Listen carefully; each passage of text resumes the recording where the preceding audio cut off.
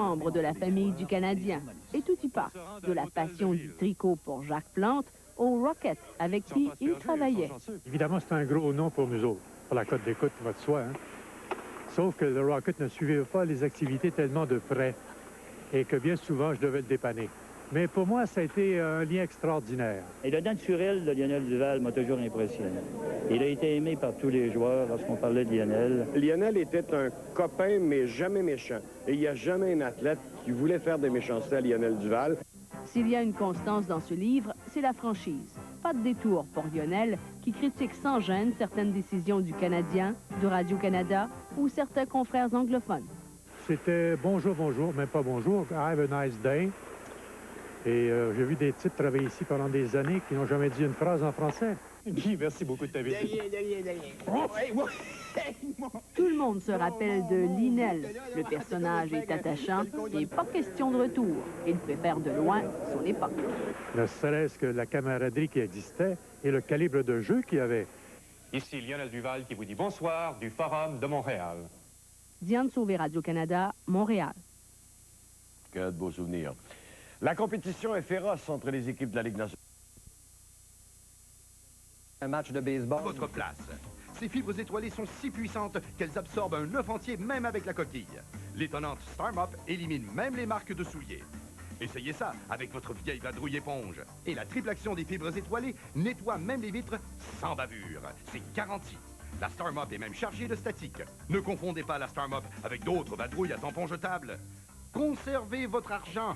Lorsque vous avez terminé avec la Star Mop, retirez-la, lavez et réutilisez-la. La super tête pivotante se faufile dans les coins, sous les meubles et contourne les endroits difficiles. Le manche télescopique extra long atteint les murs, les stores et les plafonds.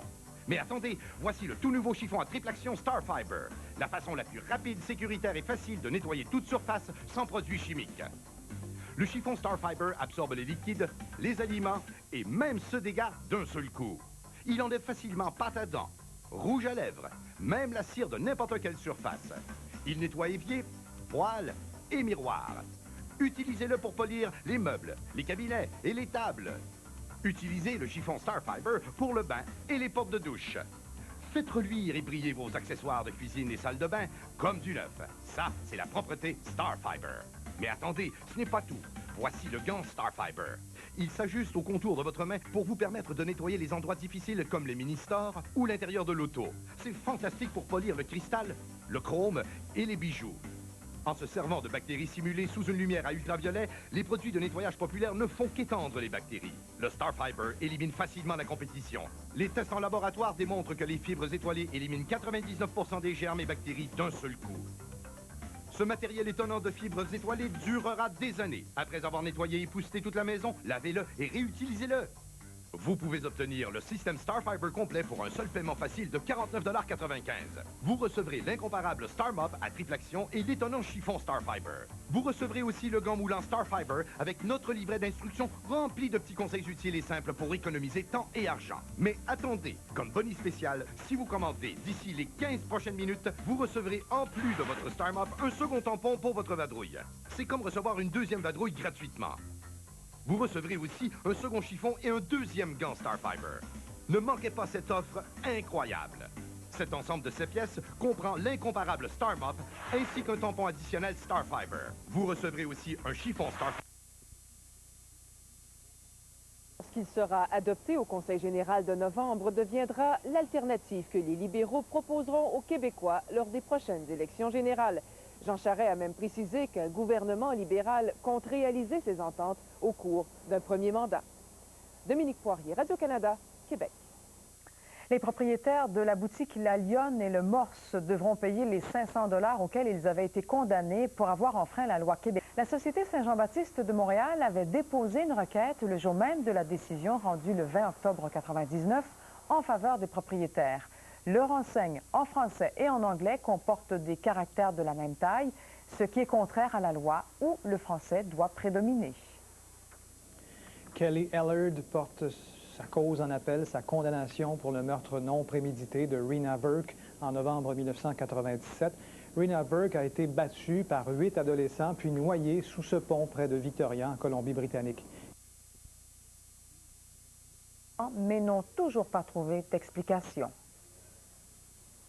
À la polyvalente de Saint-Hyacinthe, on est inquiet. Bien, c'est préoccupant, c'est clair. C'est 5 cas, c'est une maladie qui est grave, évidemment. Donc, c'est préoccupant pour tout le monde, pour la commission scolaire, mais aussi pour les gens de l'école. C'est que depuis 6 ans, dans ce secteur de la formation professionnelle, 5 employés ont développé le cancer du rein. Un d'entre eux en est mort au printemps. Depuis 1 an, on a fait tous les tests possibles pour en trouver la cause.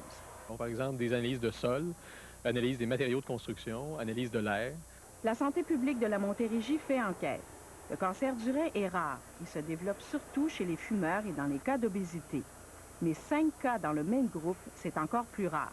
On a tout vérifié, quels étaient les procédés utilisés au niveau des différents corps de métier pour lesquels il y a de l'enseignement qui se fait, les différents contaminants, les niveaux, pas s'apercevoir qu'il n'y a rien de vraiment spécifique. Et en plus, il faut rappeler que le cancer du rein n'est pas un cancer qu'on retrouve normalement en milieu de travail. Donc... Le syndicat qui représente les employés de la commission scolaire trouve que les autorités ont mis beaucoup trop de temps à réagir. Et qu'ils ont fait preuve, quant à nous, de laxisme depuis le tout début.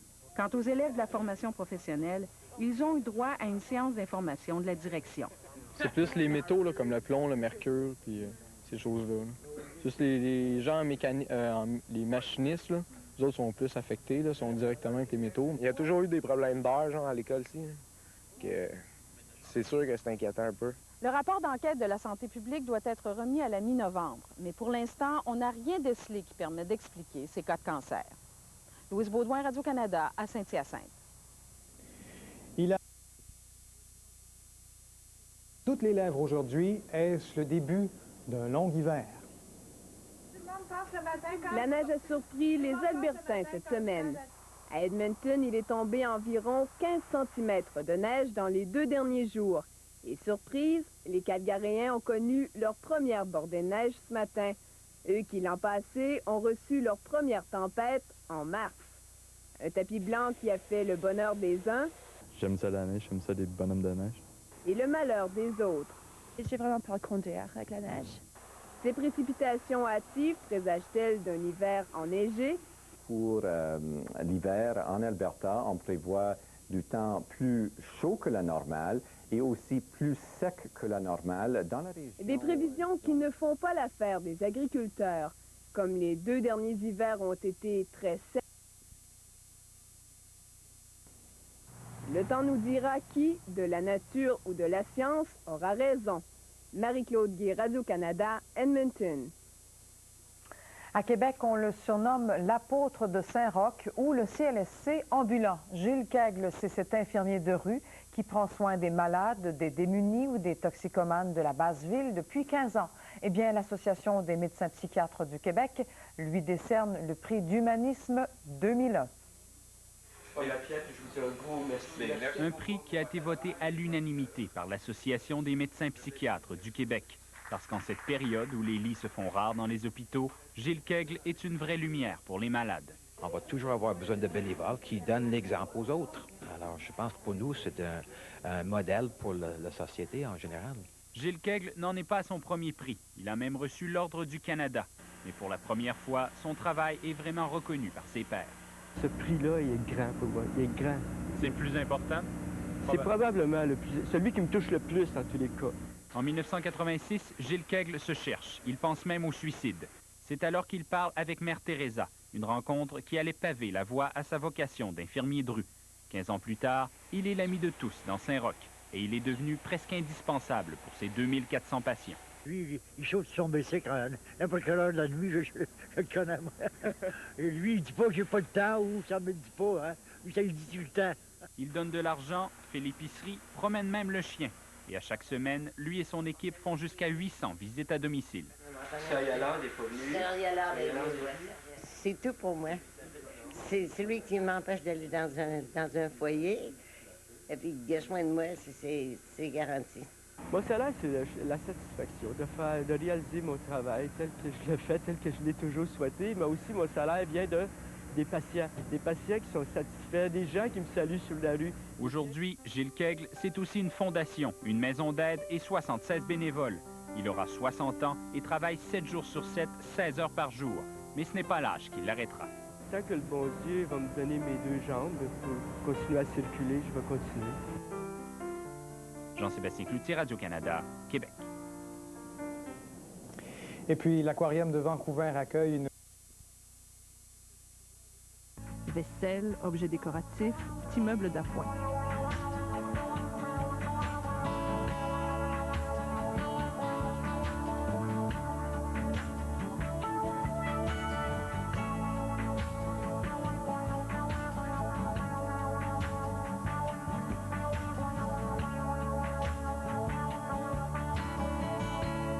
Du chic, du choc, du moderne, du conventionnel, bref, de tout pour tous les goûts.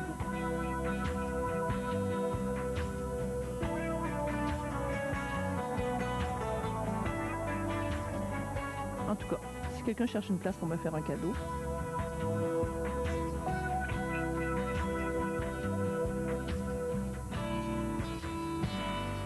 je vous l'annonçais tout à l'heure, cette chef formidable, Anne Desjardins, qui est chef de l'eau à la bouche, qui fait partie des Relais et Châteaux, et même Relais et Châteaux, une coche au-dessus, une femme qui fait un métier non traditionnel, mais bizarre. C'est très bizarre, ça d'ailleurs, que le métier de chef, ça soit devenu un métier non...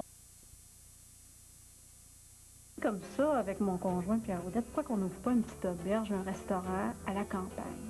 Et c'est comme ça que l'histoire a débuté. Alors, c'est un petit restaurant qui a ouvert, qui avait 44 couverts, tout simplement. Et puis les gens, c'est le bouche à oreille qui s'est fait. On a eu un gros coup de cœur pour la beauté même de la maison.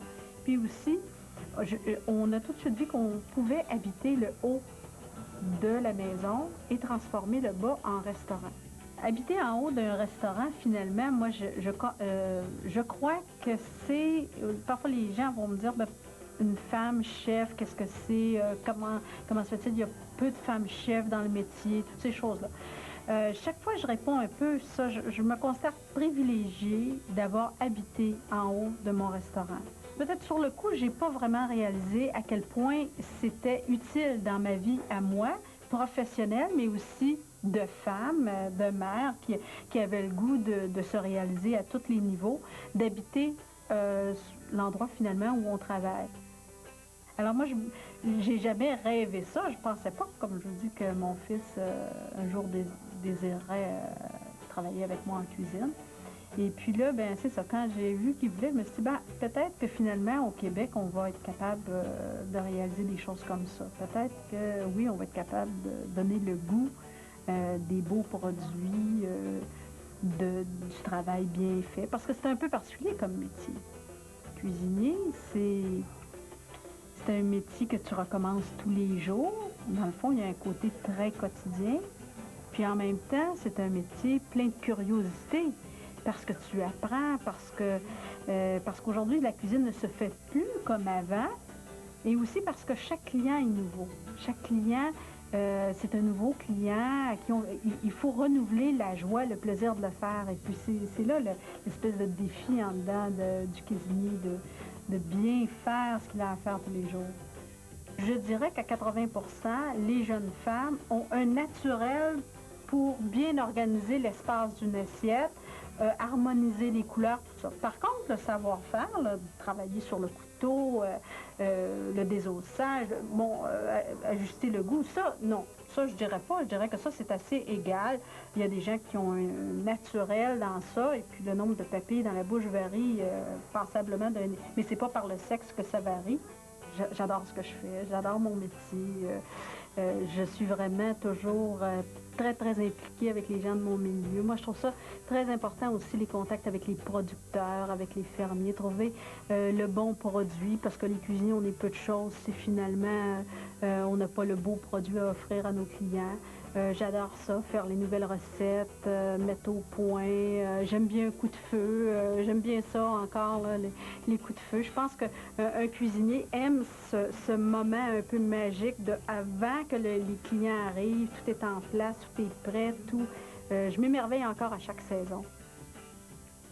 C'est une émission formidable pour moi aujourd'hui, une émission où je comprends rien, où j'ai l'impression de rien comprendre, d'être avec des gens que je comprends pas, mais que j'apprends à comprendre et à connaître. Stéphane Rivet, bonjour. Bonjour. Un homme au foyer, un père à la maison, un gars qui a mis ses activités professionnelles de côté pour élever ses deux enfants à un moment donné. Comment on fait un pareil choix? Bien, il y a plusieurs facteurs qui font en sorte qu'on décide de prendre une décision comme ça.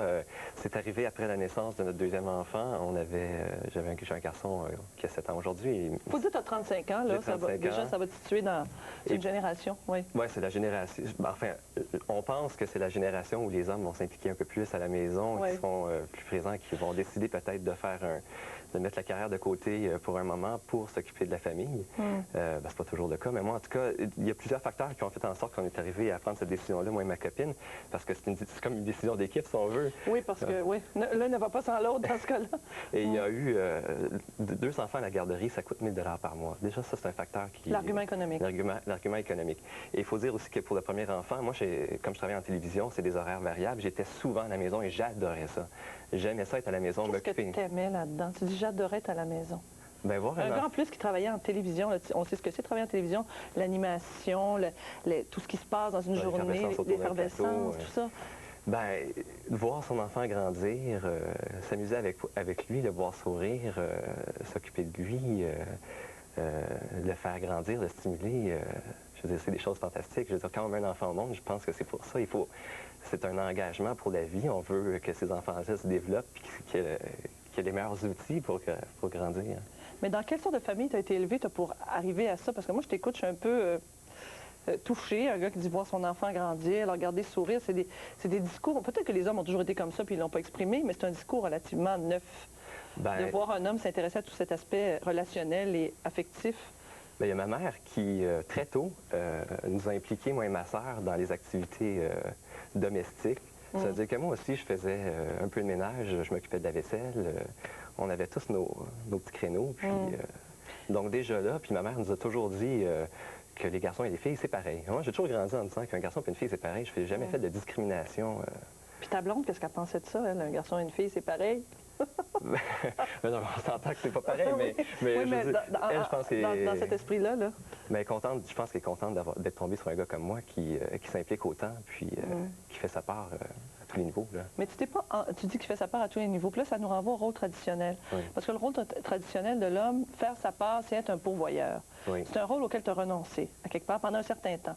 Bien, ça, je pense que c'est une réalité peut-être que beaucoup de jeunes de mon âge vivent, c'est que souvent, la conjointe va avoir une profession qui rapporte plus. Plus que celle du Alors, c'était le cas pour nous aussi. Alors, quand tu prends la décision, qui est-ce qui va sacrifier un peu sa carrière pour s'occuper plus des enfants? Mais ça, c'est un des éléments qui pèse aussi dans la balance. Puis moi, de toute façon, j'ai toujours aimé les enfants. Quand j'étais jeune, je donnais des cours de ski aux enfants, je m'occupais des enfants sur les terrains de jeu. C'est naturel pour toi, quelque part.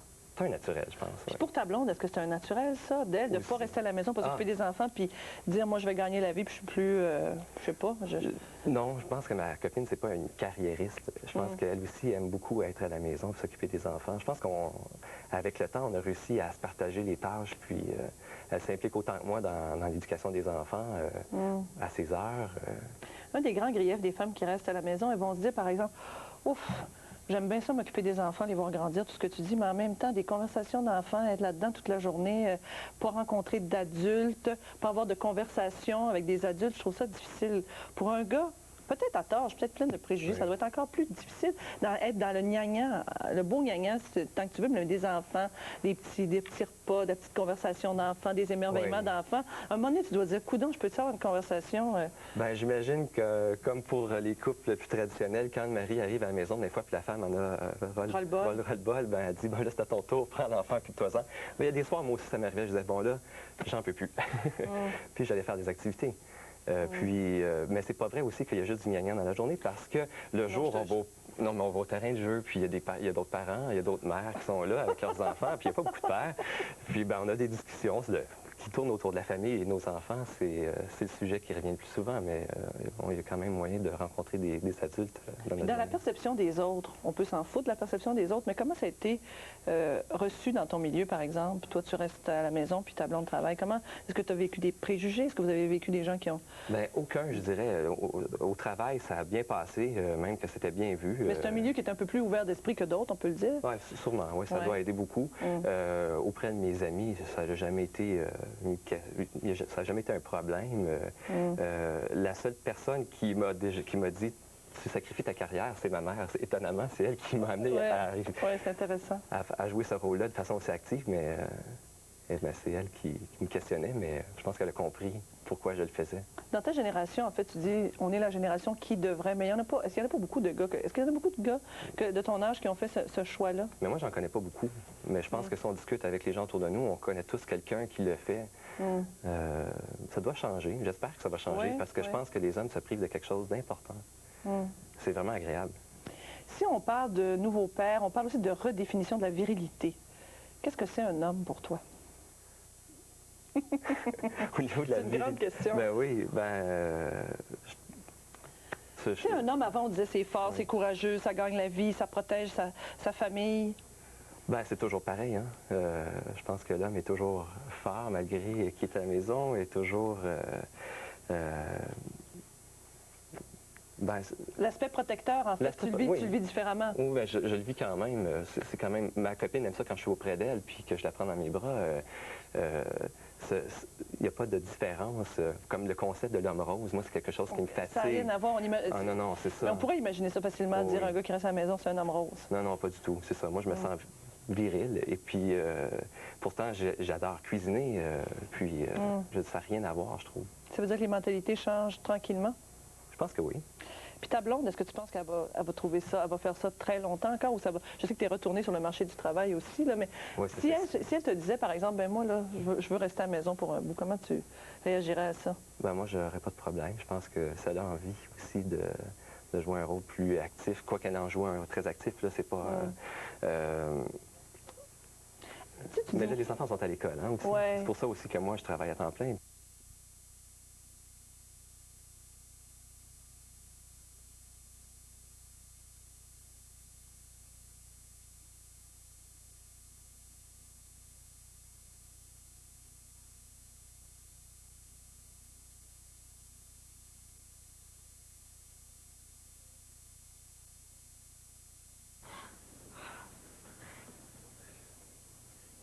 Paulette?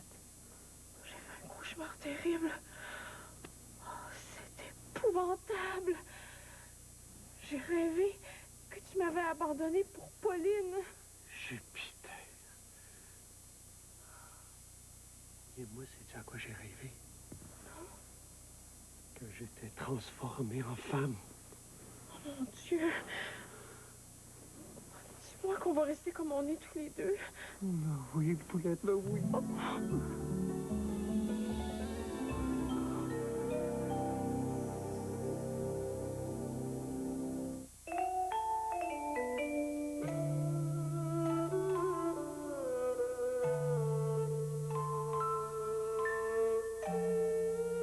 Chez Uniprix, on prend soin de votre santé et de votre budget.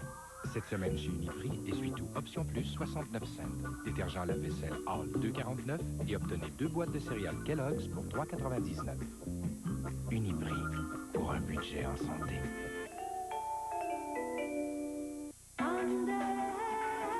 Les 2002 sont arrivés. Les Lontra 2002. Seulement 199 $ par mois. Transport et préparation inclus ou 0% de financement à l'achat. Et l'accent, toujours 179 $ par mois. 0 comptant, 0 dépôt de sécurité, transport et préparation. Je ne peux pas, j'en ai pas le courage.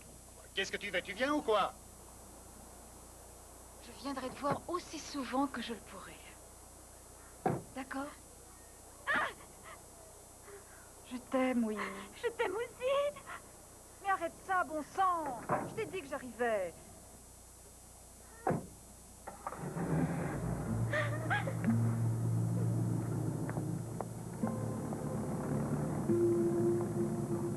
Dépêche-toi, c'est l'heure de tes médicaments.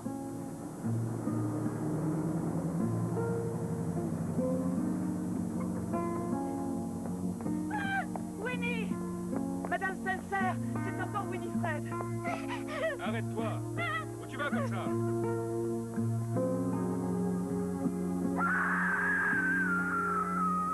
J'ai passé toute ma vie au service. Calme, ça suffit maintenant. Laissez-moi, je vais m'en aller. Toujours que tu désobéis.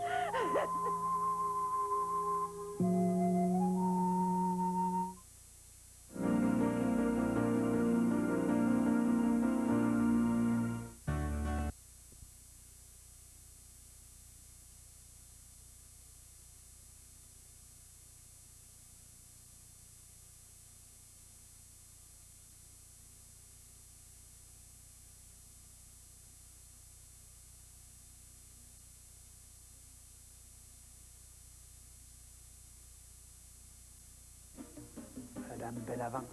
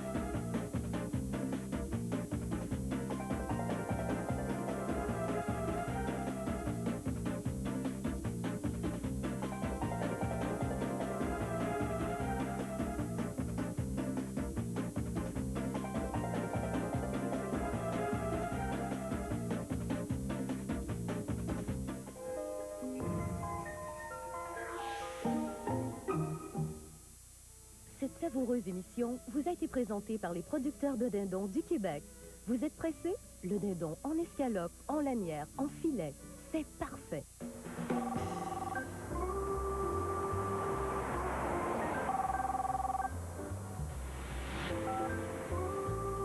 Allô? Bonjour, Chlorette CTVA vous invite à participer au concours Destination Fraîcheur. Repérez les indices fraîcheur Chlorette pendant les émissions Avoir su, Histoire de filles et kilomètre-heure, et vous pourriez gagner un voyage pour deux d'une semaine sur la Costa del Sol en Espagne. Bonne chance! Avec le concours d'anxiété. Peu importe la phobie, les gens vont avoir des réactions d'anxiété, des symptômes d'anxiété. Les phobies appartiennent à la catégorie des troubles anxieux. Donc, les gens vont avoir des symptômes d'anxiété. Maintenant, au niveau cognitif, au niveau intellectuel ou mental, les gens vont interpréter leurs réactions physiologiques en fonction d'une situation, d'une personne, d'un événement, d'un objet. C'est comme si le piton de la peur était collé. Tu vis des sensations physiques extrêmement désagréables, extrêmement douloureuses, puis dans ton cerveau, le piton de la peur est collé. Alors, t'es que dans l'émotion de peur. Puis, t'as beau essayer de te rationaliser, t'as beau essayer de te dire « je suis correct, tout va bien, respire, prends ton temps », l'émotion reste, puis les sensations physiques restent. Fait que là c'est désagréable, c'est pénible. Marc Paradis souffre d'agoraphobie depuis maintenant 6 ans. Cette peur irraisonnée des lieux publics a bouleversé toute sa vie. C'est très imprévisible. On se lève un matin, on va bien, on se dit ça va être une superbe journée, puis 3-4 heures plus tard, on fait une crise d'angoisse. Le lendemain, on se lève, on se sent vraiment moins que rien, puis ça s'avère être une belle journée. T'sais. Il y a le côté, ça nous saute dessus subitement, sans avertissement. Il y a le côté imprévisible.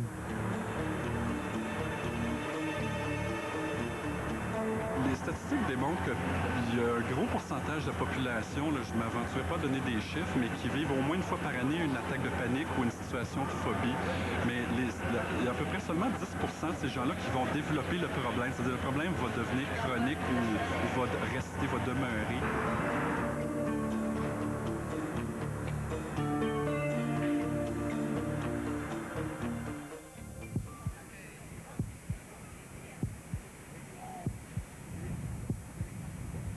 Ma première attaque de panique en tant que telle, elle s'est faite à l'âge de 22 ans où je marchais sur la rue puis j'ai commencé à avoir des palpitations et je suis entrée dans une pharmacie tellement que mes malaises étaient sévères. Je me suis dirigée chez le pharmacien là, et je lui ai expliqué ce que je ressentais, ce que je vivais. Je peux vous dire que c'est un jeudi matin parce que toute personne qui vit une attaque de panique se souvient de sa première attaque de panique. Dès ma première attaque de panique, j'ai associé que je n'entrais pas à la pharmacie. J'ai eu la peur d'avoir peur, en réalité, de revivre les mêmes symptômes physiques. Alors tout de suite, moi, j'ai commencé à faire de l'évitement. J'en ai fait d'autres attaques de panique. J'en ai fait quand j'allais à la banque. Après ça a été à l'épicerie. Alors, en 8 ans, j'ai ratissé mon cercle de vie. Tout ça pour, au bout de 8 ans, venir en vivre l'isolement total. Marie-André Laplante a vécu 20 ans d'agoraphobie, dont 13 enfermée dans sa maison. En fin de compte, je vivais pas, j'existais. La vie était terne. Est-ce que à la maison, vous faisiez des crises de... Oui, je faisais je faisais des attaques de panique, même chez moi. Puis faire venir les ambulanciers. Quand les ambulanciers arrivaient, puis cloués au lit, là, c'est la voisine qui vient parce que j'étouffe et tout ça. Elle traverse en vitesse. On fait venir les ambulanciers et tout ça. Et que les ambulanciers sont là, la peur me prend d'aller à l'hôpital parce que je suis pas capable de sortir. Alors là, tout va bien. Puis il retourne et ça, c'est arrivé à maintes reprises, C'est infernal, c'est comme ça. Un des souvenirs les plus douloureux que j'ai, il y en a plusieurs parce que tu perds des années de ta vie, mais le plus vieux de mes fils était pris dans la neige, je le voyais très bien, je le voyais pris et j'étais incapable de sortir. Est-ce qu'il y a une sorte de profil des gens qui sont susceptibles d'avoir ce genre de peur? Souvent, mais peut-être c'est pas toujours. Oui, ça peut être une personne qui peut avoir des antécédents d'anxiété dans sa famille, être une personne qui s'inquiète plus, qui se fait plus de scénarios négatifs, qui a tendance à vouloir contrôler plus, tout contrôler si on peut dire. Je recevais, j'étais quand même sécure parce que j'avais mon lieu. Mais ce que les gens ne savaient pas, c'est que moi, je préparais toutes les conversations qu'on devait dire pour venir parce que l'inconnu était à ce point-là. Alors, ce qui arrivait, c'est que je préparais mes sujets et puis au souper, en fin de compte, je venais assis la barque pour tout gérer ça. Puis quand c'est... Bon, ben, souvent, les conversations, ça arrivait. Alors, je me levais, j'allais à la salle de toilette ou j'allais faire quelque chose, je revenais, puis on repartait dans d'autres choses, mais tout était contrôlé. Ça peut arriver à tout le monde, de tout âge, de tout sexe, de toute couleur, de toute provenance. Certaines personnes, ça va se déclencher graduellement au fil de plusieurs expériences où il va y avoir, je sais pas, une intensification, mais d'autres personnes, ça va vraiment être pas un coup de foudre, là, mais un coup de panique. C'est-à-dire, soudainement, leur organisme va se sentir comme victime d'une crise cardiaque. C'est souvent les termes qui vont nous être employés, utilisés. Ils vont avoir l'impression que quelqu'un les serre à la gorge, vont avoir l'impression de tomber dans les pommes, vont avoir l'impression de virer fou. Et ils sont automatiquement envahis par un sentiment « il faut que je quitte cette situation-là, sinon un danger va se produire ».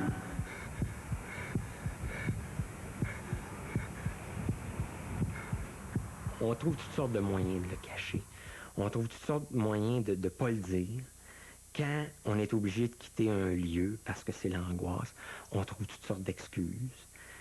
Puis c'est ça, tranquillement, pas vite, on a moins d'amis, on a moins de vie sociale, on va moins d'un party de famille.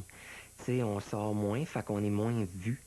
Et puis, c'est ça, on va juste où est-ce qu'on se sent confortable, puis où est-ce qu'il y a une routine. Alors, par conséquent, on fait moins de crises d'angoisse, tu sais. Fait que c'est ça, tu sais, on se manipule nous-mêmes, tu sais, on se limite nous-mêmes, puis quand des gens, par inadvertance, nous posent des questions, ben, coudonc, pourquoi t'es pas venu ce journée-là? On trouve une excuse. L'anxiété finit donc par prendre toute la place dans le quotidien des personnes phobiques. Mener une vie normale devient alors impossible, autant pour elles que pour leurs proches. Après la pause, les efforts énormes des phobiques pour reprendre le contrôle de leur vie.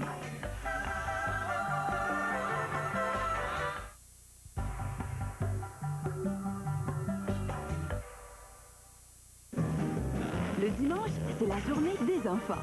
Le joyeux festin hamburger est à 1,99 $ seulement. C'est classique. Et l'aventure palpitante des géants de pierre. D'une jeune fille dont le courage sauvera un royaume. Tu n'es qu'un poltron. Pour Barbie et vous, c'est le rêve devenu réalité. Barbie dans Casse-Noisette. Disponible maintenant sur vidéo.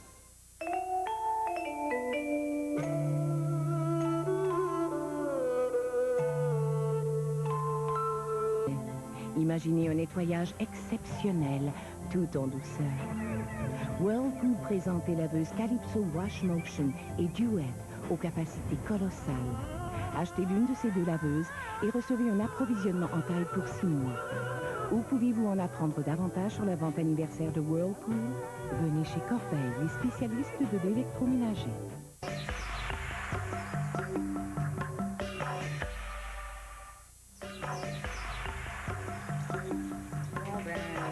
Marco? Oui? Viens m'aider, mon beau.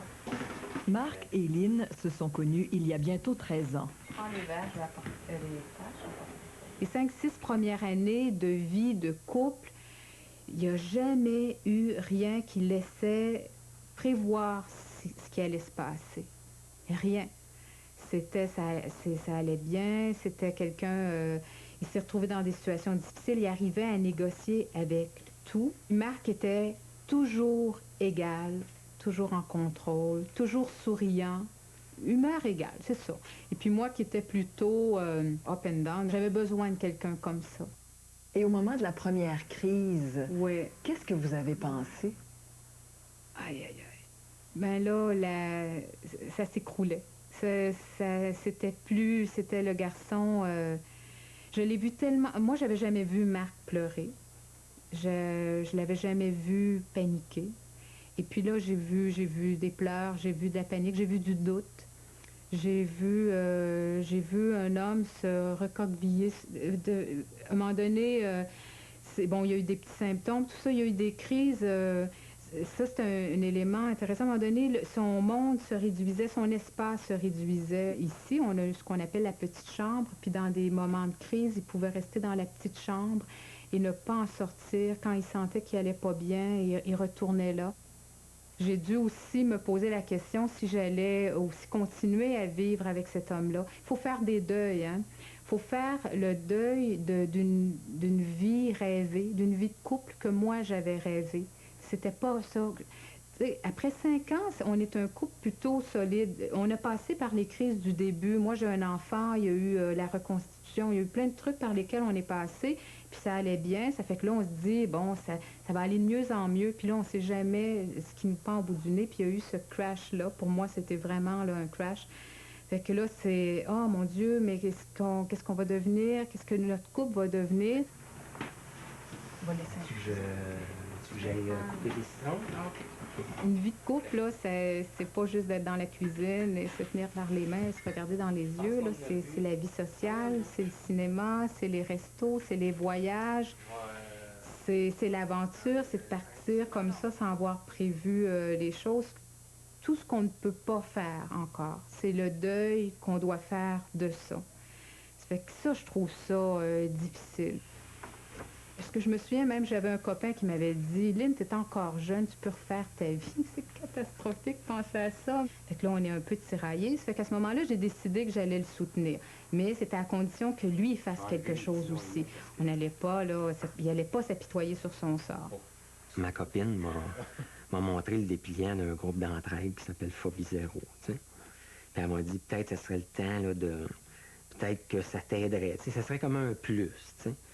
Puis là, ça serait peut-être bon aussi de retourner voir un ou une psychologue, tu sais. D'aller un peu plus loin, d'en faire un peu plus, d'en parler à plus de monde aussi. C'est pas quelque chose que tu es porté à dire à tout le monde. C'est pas quelque chose que, au bureau, les gens savaient pas que j'avais ça. C'est très peu de gens dans ma famille le savaient. C'est sûr qu'il faut que ça crée une souffrance pour que la personne aille chercher de l'aide. Mais ça se peut aussi que quelqu'un dans son entourage lui dit que, bon, je pense qu'il y a un problème là. Et c'est d'amener la personne à accepter, à se regarder, à essayer de faire des changements. Moi, je peux vous dire que j'ai pensé au suicide aussi. Parce que je pensais jamais qu'un jour, j'étais pour pouvoir sortir de chez moi.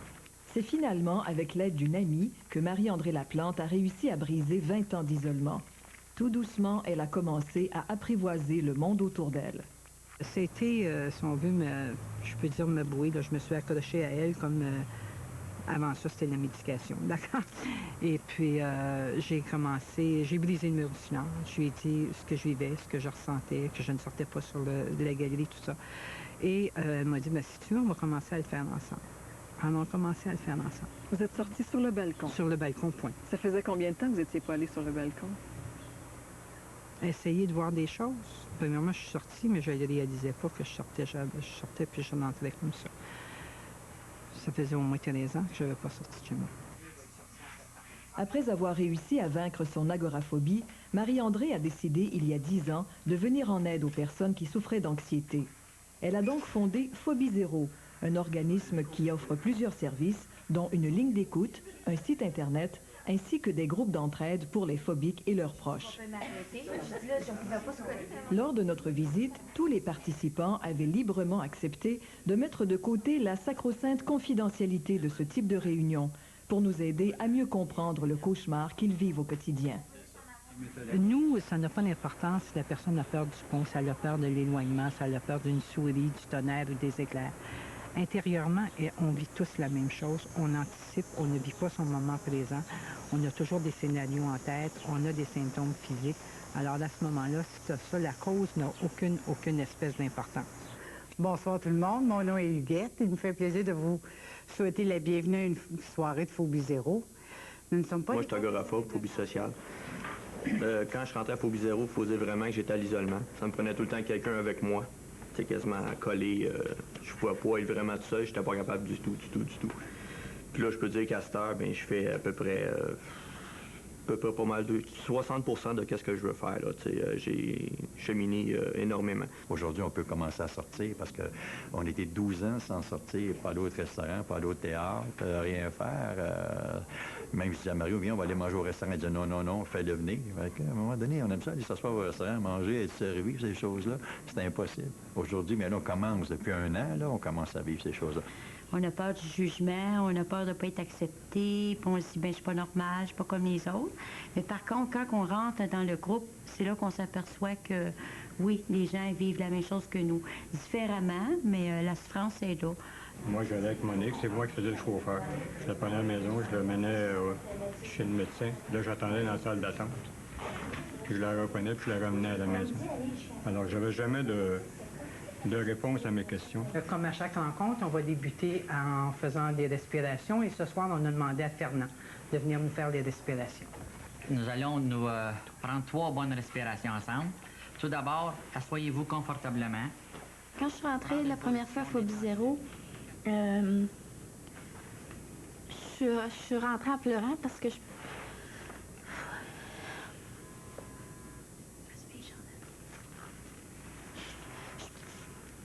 pensais que je m'en sortirais jamais. Mais au bout de 3 ans, que pratiquement 3 ans, je réussis à m'en sortir. Ça n'a pas été facile, mais je continue quand même. Puis je suis très fière de moi parce que j'ai repris confiance en moi. Puis je suis venue à faire des grands pas, surtout depuis 1 an.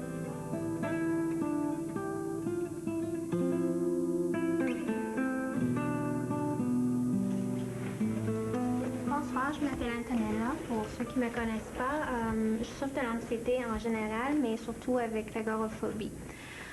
Si dans un premier temps, les phobiques doivent reconnaître leurs problèmes, il leur faut ensuite apprendre à affronter leurs peurs. Parce que j'ai jamais été à Saint-Julie. À Rive-Sud, ça faisait à peu près 15 ans que j'allais pas là.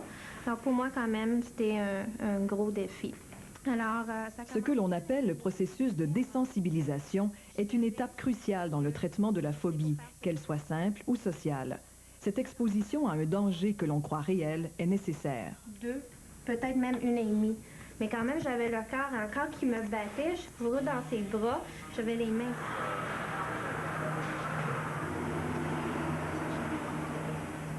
Il est de mon expérience et de mes convictions qu'on peut difficilement traiter une phobie juste avec une personne dans un petit bureau. La personne doit sentir qu'elle peut vaincre ses symptômes et elle le fait tout d'abord accompagnée d'un psychologue ou d'un accompagnateur à phobie, parce qu'il y a certaines personnes qui utilisent ce genre de service-là. Mais ultimement, le but, c'est de rendre la personne la plus autonome possible. Et puis, pourquoi pas aller là où se déclenche le mécanisme phobique pour le régler. Alors, toutes les phobies sont traitées de la même façon, dans le fond. C'est à peu près ça. L'ingrédient actif, si je peux me permettre de le dire ici, est commun à au traitement de toute phobie, si on parle de l'exposition. Par exposition, on veut dire être en présence de la situation, de l'objet ou du stimulus qui provoque en nous des sensations désagréables. Donc un restaurant, une épicerie, un métro... Si j'ai peur d'aller dans un endroit X ou de vivre une émotion X, je vais devoir être en présence de cette émotion ou de cette situation-là pour apprendre à la maîtriser.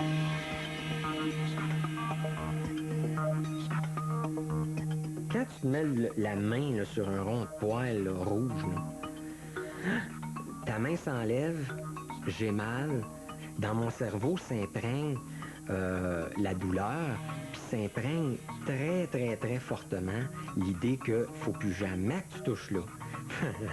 Tiens, j'ai pas besoin de faire un dessin là-dessus, là. T'as même pas besoin de logique. Je veux dire, c'est même pas ton cerveau qui te dit, c'est ta moelle épinière qui te dit enlève ta main de là, tu sais. Fait que ça va contre toute logique, mais pour traiter l'angoisse, c'est ça qu'il faut que tu fasses. Il faut que tu retournes où ça fait mal. Il faut que tu retournes dans les lieux où tu as fait des crises d'angoisse. Il faut que tu retournes dans les lieux où tu fais de l'anxiété puis de l'angoisse. Puis il faut que les symptômes montent. Il faut que tu ailles mal.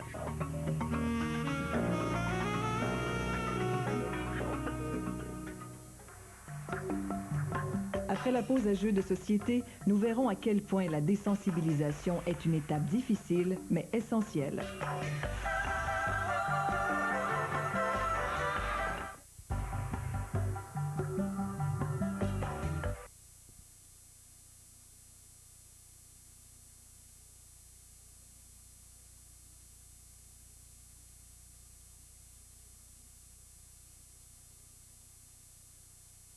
Par des crises d'anxiété. Il y a 1 an, elle a pris contact avec les gens de Phobie Zéro qui l'aident maintenant à surmonter ses peurs. Des bonnes respirations. Si tu veux, on va s'asseoir dans l'auto pour faire attendre un certain moment. Jamais dans la vie, j'aurais rentré dans l'épicerie toute seule. Jamais. Dans un centre d'achat, jamais non plus. C'est pas que j'ai peur de les grands espaces, non. C'est parce que ça peut arriver dans un petit dépanneur, comme ça peut arriver dans un centre d'achat. C'est moi l'effet d'être loin de la maison qui me faisait paniquer. D'avoir une crise de panique loin de la maison. Oui, exactement. Ouais. Aujourd'hui, Antonella va sur la rive sud de Montréal en voiture. Pour elle, quitter l'île de Montréal et se rendre à Sainte-Julie, un lieu inconnu, constitue un véritable exploit. On en prend une autre ensemble. On inspire. On cherche toujours à vivre la même chose. Créer une sensation physique désagréable par le mécanisme de l'exposition, une gestion de désensibilisation, apprendre à diminuer l'activation physiologique par des techniques de respiration, de relaxation musculaire, de contrôle des pensées. Toute personne qui a un processus phobique va se mettre à avoir un processus d'appréhension phobique, c'est-à-dire la peur d'avoir peur, va s'imaginer des scénarios catastrophiques, des scénarios dramatiques, des scénarios des conclusions fatalistes. J'aimerais ça que tu me dises qu'est-ce qui est indiqué sur l'annonce qu'il a. Youpidoua! C'est ce que tu vas dire tout à l'heure quand ça va être traversé. Quand ça va être traversé, ça va être fait. Finalement, on va prendre le tunnel? Oui. On va prendre le tunnel. Qu'est-ce qui vous faisait le plus peur? C'était de passer le tunnel ou d'aller dans un endroit que vous ne connaissez pas? Plus peur, c'était la distance de la maison, d'aller à une place que je connaisse pas. Puis le fait que c'est le tunnel, pour moi, c'était comme, est-ce qu'on va être pris dans le trafic? Il y a plein de choses qui rentrent dans la tête. Est-ce qu'il va y avoir un crack, que l'eau va rentrer, puis on va être pris dans le tunnel? C'est vraiment des scénarios là, qui commencent, mais surtout, c'était comme passer le tunnel. Pour moi, c'est vraiment sortir de l'Est, de Montréal, puis rendre dans une place que j'ai jamais été. L'inconnu, pour moi, c'est comme débile. Pas de trafic, maintenant. Pardon? Pas mal de trafic. Oui, mais oublie pas, hors de garde, ça circule tout le temps. On n'arrête pas, hein? On n'arrête pas. Alors, ça va bien aller. Ça va bien aller.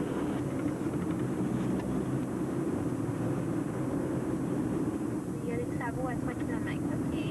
OK. On continue, on est toujours sur la bonne route et tout ça. Les travaux sur l'autoroute, ça, est-ce que ça vous dérange aussi? Oh, oui, beaucoup. Oui. À chaque fois, seulement à voir en passé, puis Marie-André me disait, dis-moi les signes que tu vois là. Je voyais travaux à 3 km. Là, j'étais comme, oh God, là, on va être pris dans le trafic, c'est certain. Puis ça, c'était comme, je le sentais monter, monter, monter. C'est du sport. Ça ressemble à un entraînement, là, quelqu'un là, qui se serait fait frapper par une automobile, puis qu'il faut qu'il aille chez le physiothérapeute à chaque jour pour réapprendre à marcher. Tu sais? Marcher, tout le monde sait c'est quoi, tout le monde sait le faire, tout le monde peut le faire, mais lui, il faut qu'il réapprenne à marcher, parce que ses muscles, son cerveau, ses os ne savent plus marcher. Tu sais, c'est dur à comprendre ça, là, tu sais. Même pour la victime de l'accident, là, quoi, mais mon cerveau sait plus marcher. Hein? Non, je sais marcher, il se lève debout, bang, il tombe. Tu sais? Comment ça, mes muscles ne répondent plus? Comment ça se fait que mon corps ne répond plus? Ben, c'est la même chose avec quelqu'un qui fait de l'angoisse. C'est qu'il faut qu'il réapprenne étape par étape, échelon par échelon, sortie par sortie, de plus en plus. Puis il faut que tu t'obliges à le faire. Il faut que ça devienne comme une discipline. Oui. Bon, regarde au centre où le camion passe, là, tu vois des flèches? Oui. OK? Bon, mais ces séries-là, j'aimerais ça que tu me dises à la fin. Je voudrais que tu les comptes parce qu'on va en voir d'autres. Ça, c'est le tunnel? Oui, ça, c'est le tunnel.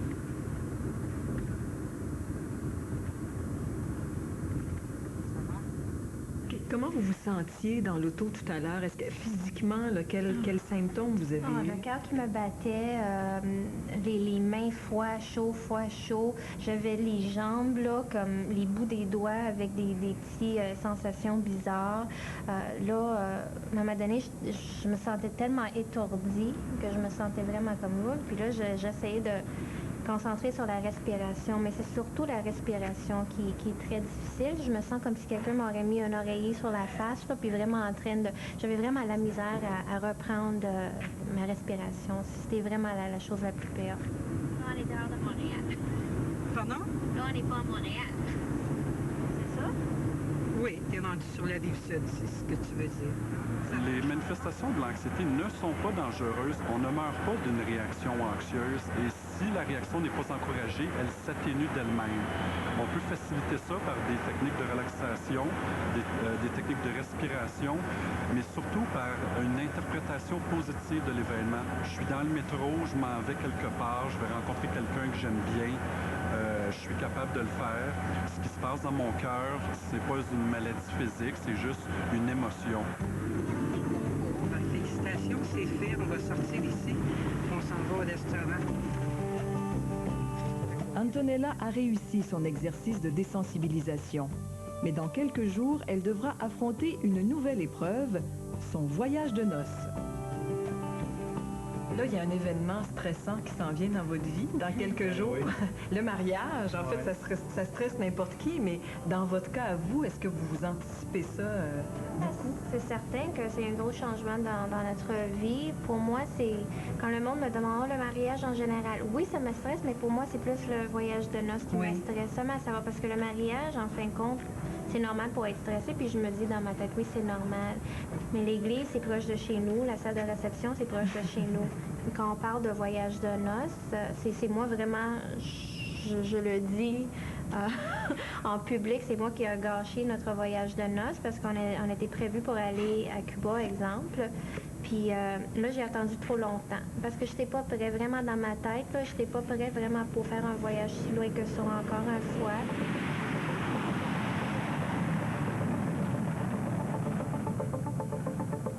Les spécialistes du domaine de l'aviation prennent de plus en plus conscience des problèmes causés par la peur de l'avion. On estime qu'environ 60% des passagers d'un appareil souffrent de phobie à divers degrés et certains finissent par ne plus voyager du tout. Un programme privé a donc été mis sur pied en collaboration avec Air Canada afin de venir en aide à ceux et celles qui ont peur de voler. Hors vent, la pluie. OK. Les vents, Richard? Ici, le principe est le même, soit la désensibilisation par l'exposition. Et on n'hésite pas à payer entre 400 et 800 $ pour souffrir un peu.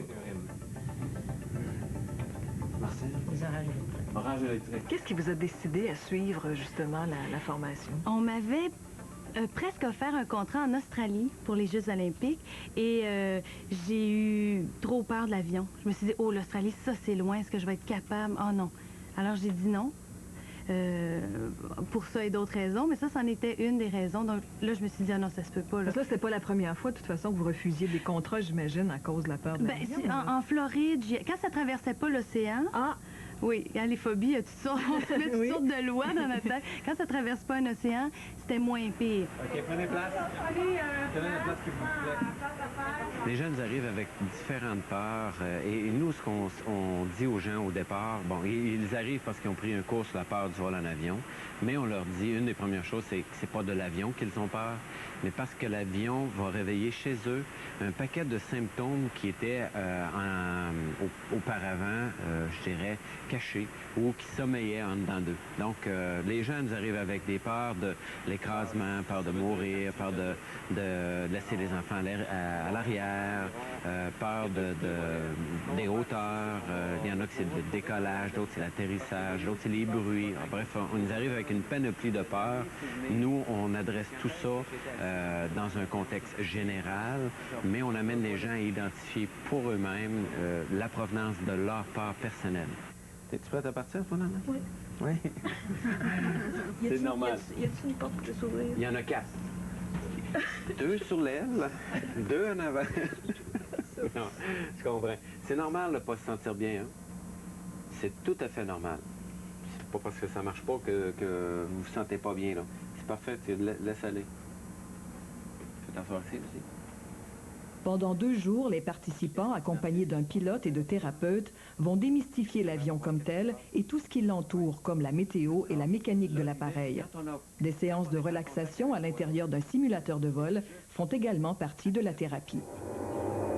Continuez de respirer, là, hein? Arrêtez pas de respirer, là. Ça, c'est modéré. Et la peur, c'est j'appelle ça le signal que je suis en danger de mort, qu'il y a un danger qui me guette. Donc, la peur vient juste me dire, là, il y a un danger pour moi. Et si j'évalue le danger comme étant réel, j'ai pas avantage à aller là. Mais si j'évalue maintenant que le danger n'est pas réel, que je peux le réévaluer, à ce moment-là, j'ai un pouvoir de changer les choses.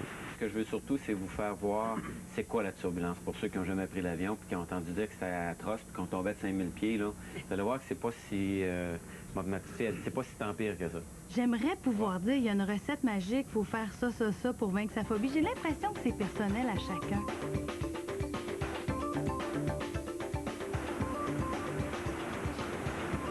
Il y a plusieurs facteurs de complications dans les phobies. Ça fait combien d'années que la personne l'a? C'est quoi le degré d'évitement? C'est quoi le degré de conviction que la personne va s'en sortir? Est-ce qu'il y a des facteurs de dépression, des antécédents médicaux ou psychiatriques connexes? Parce que c'est très important de faire une évaluation complète et globale. Est-ce que c'est ce qui détermine le succès de l'intervention?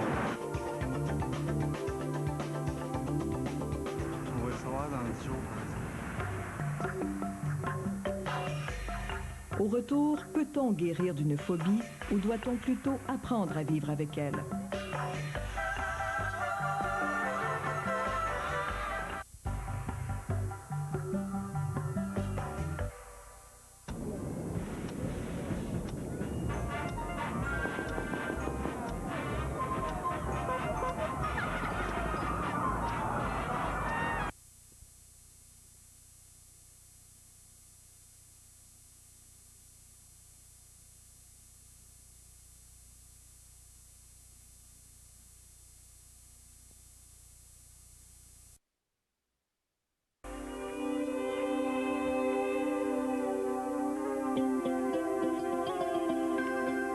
Je me souviens quand j'ai commencé à me désensibiliser, c'était tellement difficile. Je suis pas en automobile, puis on allait faire, mettons, un tour d'automobile et tout ça. Puis mon conjoint me disait, regarde comment c'est beau le paysage et tout ça. Moi, tout était vert, puis les oiseaux, c'était tous des moineaux, puis il n'y avait pas de nom. Puis ce que j'avais hâte, c'était de revenir à la maison. Point, c'est terminé, tout ça. Aujourd'hui, je vais m'arrêter. Je vous disais que je marche régulièrement, c'est une de mes activités, mais je vais m'arrêter pour regarder un arbre. Je vais humer et tout ça. Les oiseaux ont des noms, les géblus, je les adore, les cardinaux, tout ça. C'est toutes des choses que je vais faire. Mais avant, c'était pas ça. Les fleurs, je suis intéressée, mais on n'est même pas capable de voir ça. Aujourd'hui, tout est un cadeau de vie. Moi, dans ma façon de vivre, tous les matins, je me lève, je marche 1 heure et quart. Je passe dans des parcs ici, à Sainte-Julie, tout ça, puis c'est des cadeaux de vie. Puis le soir, je fais le bilan de ma journée et c'est merci à tout ce que j'ai vécu. Le plus vieux de mes fils demeure dans la région de Québec. On est allé conduire la petite à l'école, puis tous les deux, on prenait une marche. Et puis je lui disais, vers la fin de ma marche, parce que tous les deux, on marche le matin, puis je disais, c'est Patrick, tu sais pas qu'est-ce que c'est. Puis il se retourne, puis il me dit, mais voyons donc, maman, ça fait tellement d'années que t'en es sortie. Je dis, non, tu le sais pas. Parce que j'ai dit, jamais j'aurais pensé que j'aurais été capable de le faire. Ça s'explique pas, le bonheur qu'on a. Moi, j'ai jamais fait du camping dans ma vie. Jamais. Ce serait une affaire que je dis toujours. Ça, c'est vraiment une de mes goals, là, pour vraiment aller faire du camping, dormir dehors, puis sous les étoiles, puis je m'en fous, là, la maison est où, puis me promener.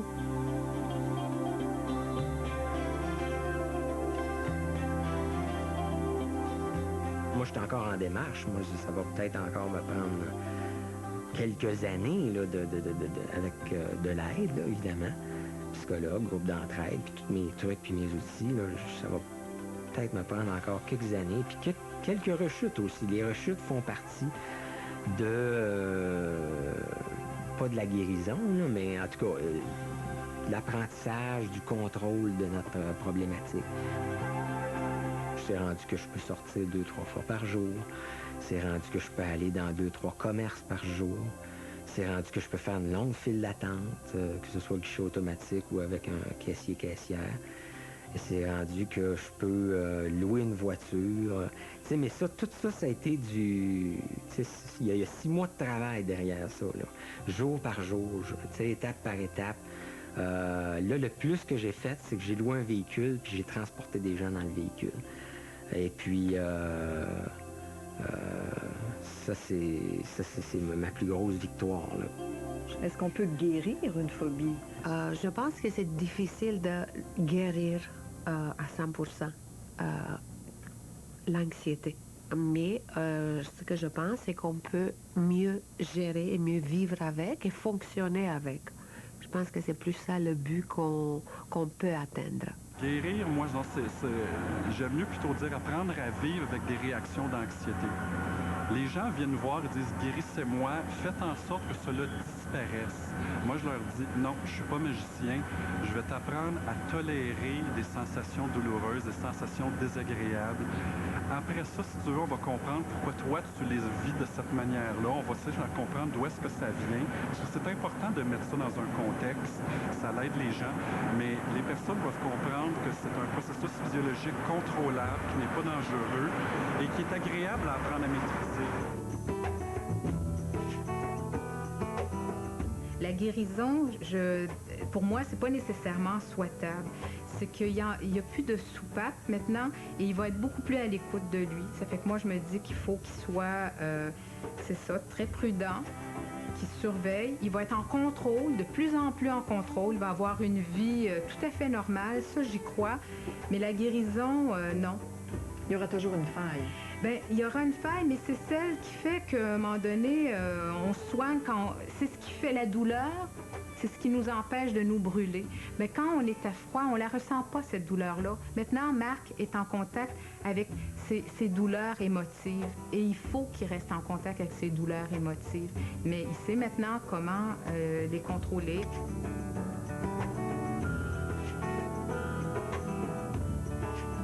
Comment vous voyez l'avenir? Est-ce que vous y pensez parfois?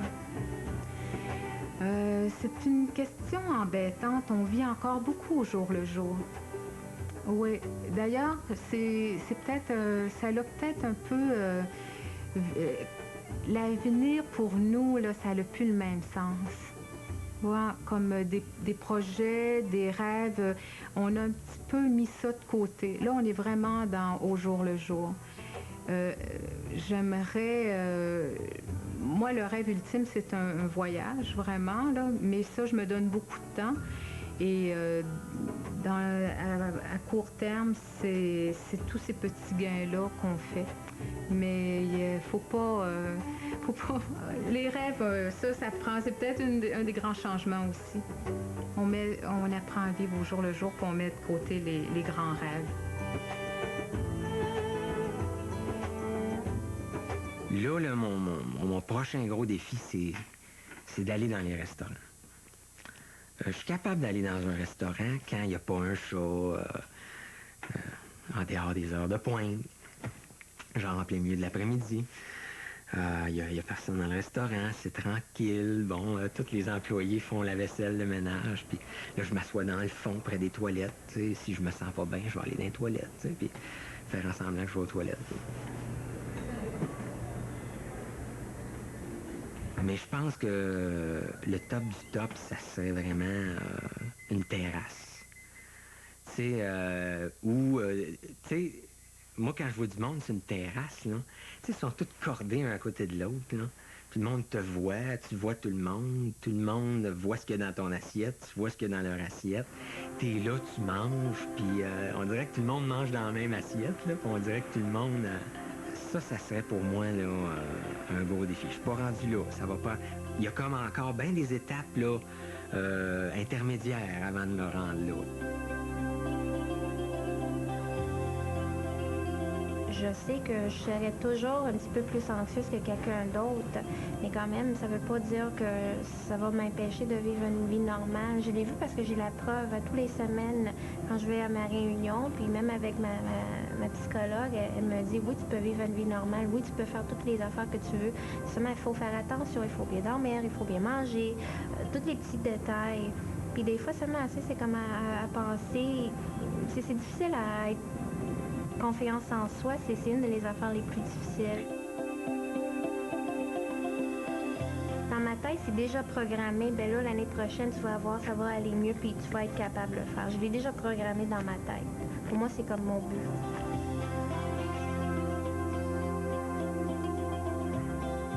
Avez-vous fait le deuil du Marc que vous avez connu avant? J'ai fait le deuil du Marc que j'ai connu avant. Je suis en train de retomber, de tomber en amour avec le nouveau Marc. Je pense que c'est peut-être ça, l'espèce de fissure. On est à la croisée des chemins à un moment donné, puis ça passe ou ça casse. Si on se donne le choix de rester encore un petit bout, moi je suis en train de, je retombe en amour avec un nouveau Marc, qui est, ma foi, tout aussi intéressant et qui démontre plus ses faiblesses, ce qu'il ne faisait pas avant. Puis c'est correct. Puis moi, parallèlement, j'ai dû me renforcer. Je suis une Lynn plus forte aussi. Fait que je pense que le couple, c'est équilibré dans ce sens-là. Si vous aviez une chose à dire à quelqu'un qui nous regarde en ce moment, qui est peut-être pas sorti de sa maison depuis des années comme vous avez vécu, qu'est-ce que vous voudriez dire à cette personne? Qu'elle n'est pas seule.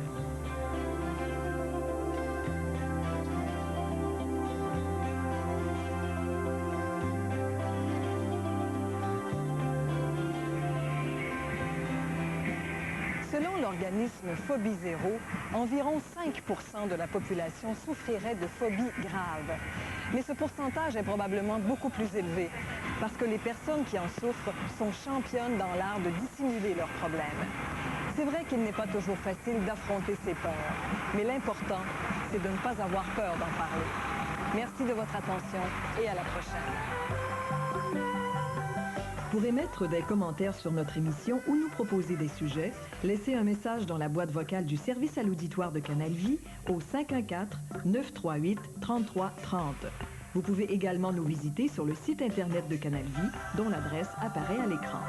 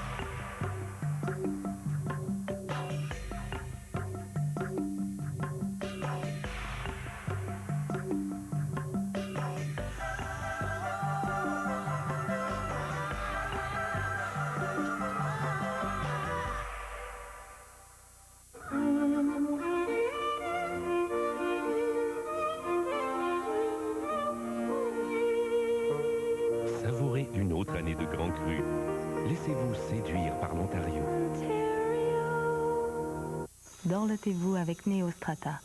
Chaque semaine jusqu'au 25 novembre, Néostrata vous offre la chance de gagner un forfait spa d'une valeur de 500 $.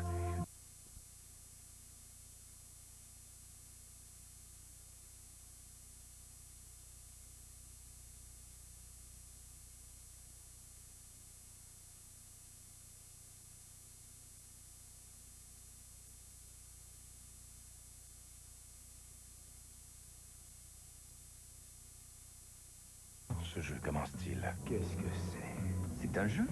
On suit personnellement pour chaque participant. Qui sont les vrais participants? Jouer avec la mort. Version française de The Game. En primeur ce dimanche, 21h.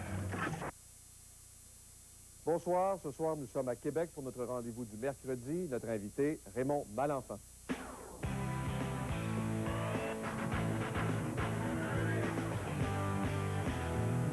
Le 27 juin dernier, Raymond Malenfant est fauché par une voiture à quelques pieds du motel qu'il gère à Laval. Nous, on essaie de l'éviter, puis il a vraiment figé sur le fait. Il est revenu sur ses pas, puis c'est là qu'on l'a rentré dedans. Malheureusement, là, c'est vraiment arrivé comme d'un coup, là, on n'a rien vu, là. C'est le cerveau qui est principalement atteint. Il n'y a pas de fracture là, importante de la boîte crânienne. Raymond Malenfant était un homme d'affaires prospère jusqu'au jour où son empire s'est effondré. Ça a causé d'abord les conflits de la CSN coûtaient très cher, moralement, physiquement, de tous bords, de tous côtés. Et tout à coup, c'est que j'ai fait confiance au gouvernement Bourassa, que j'aurais jamais fait de ma vie. Jamais un entrepreneur doit faire confiance. C'est qu'on m'a fait faire un centre de ski à Pont-Rouge en me promettant 1 million. Depuis sa faillite, Raymond Malenfant accumule des coups durs. Son fils est arrêté pour trafic de stupéfiants et quelques mois plus tard pour fraude. Un incendie ravage le motel qu'il habite avec sa femme. Et le gouvernement le soupçonne de vendre illégalement des voitures. Le jour de l'accident, il se débattait devant les tribunaux pour éviter d'être chassé de son motel. Raymond Malenfant est une force de la nature qui a surpris même ses médecins. Quelles seront les séquelles? Il est quand même beaucoup trop tôt pour se prononcer. Mais la période difficile, il l'a passée là, de façon assez impressionnante.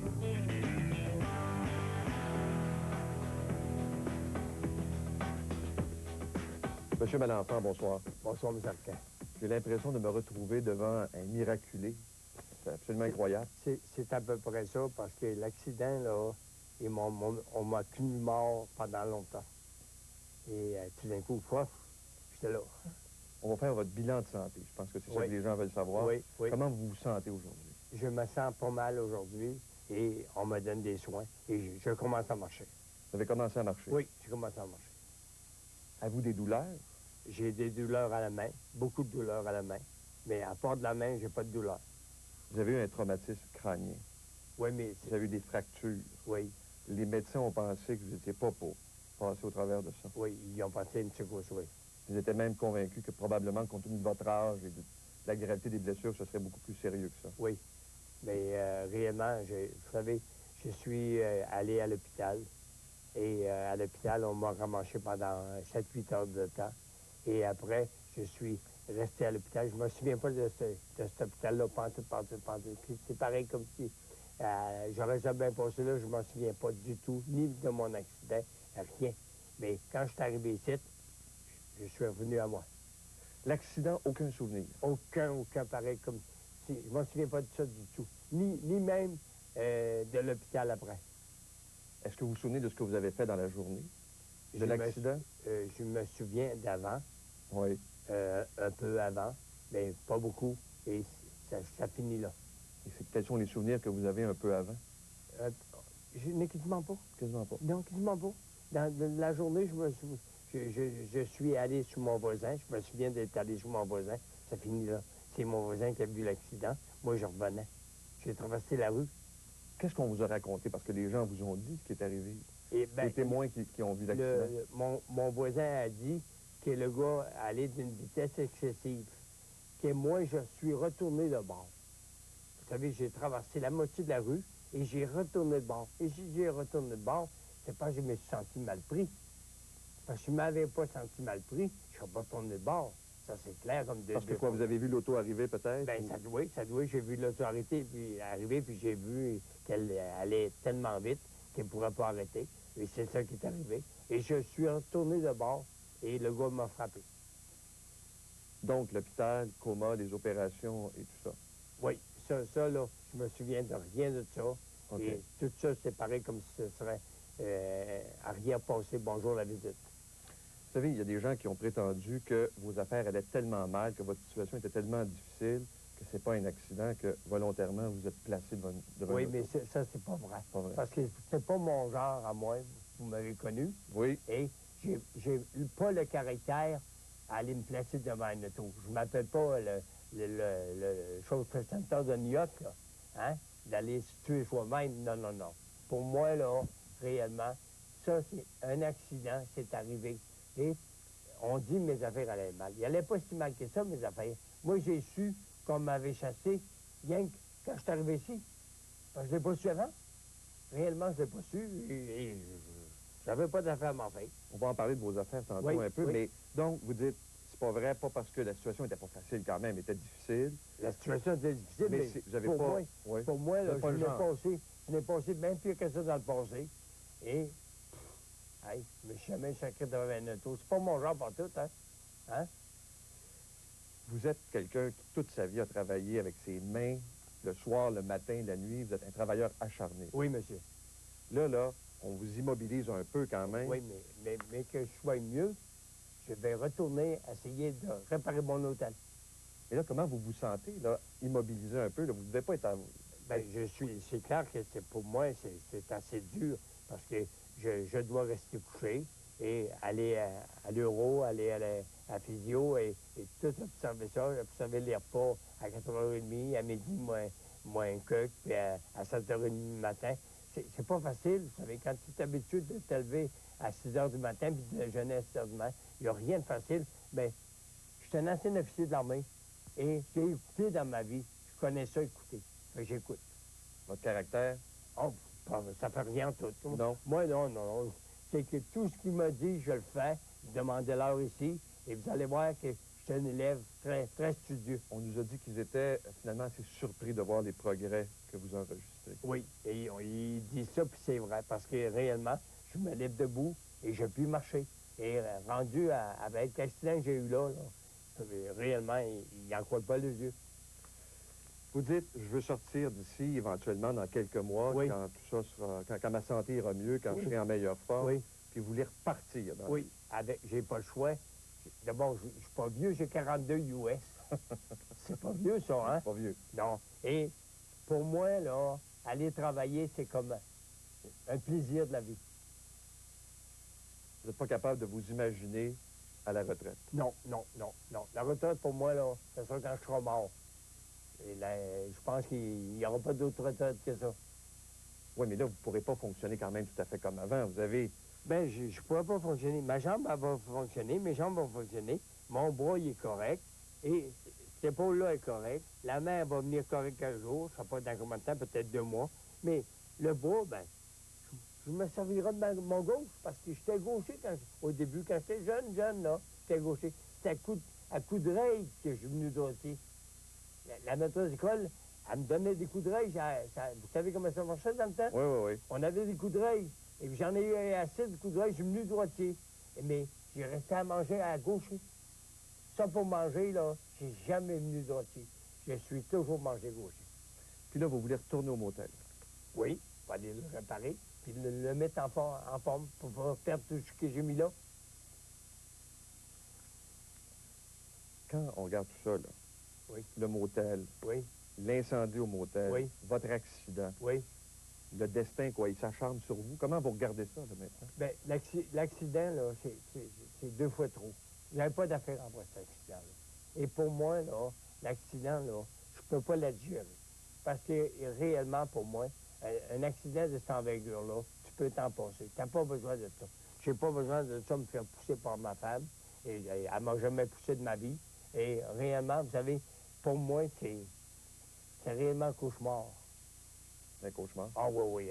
Cet accident-là, là, réellement, je peux m'en passer parce que je vois aller le monde et je veux faire pareil. Et je ferai pareil un jour, ça c'est clair comme mais dans combien de temps? Avez-vous le choix? Non, j'ai pas le choix. j'ai réellement pas le choix, je dois écouter et faire ce qu'ils me disent. Oui, mais vous avez besoin de travailler. C'est vital pour vous. Oui, parce que réellement, j'ai monté cet hôtel-là et je venais de finir de la réparer et elle passe au feu d'un fil électrique. Et pour moi, réellement, je dois réparer ce fil électrique-là et la mettre en marche. J'ai pas le choix devant tout. Réellement, j'ai pas le choix. On va s'arrêter pour une pause, M. Merci. Malenfant. On vient dans un instant avec notre invité, Raymond Malenfant.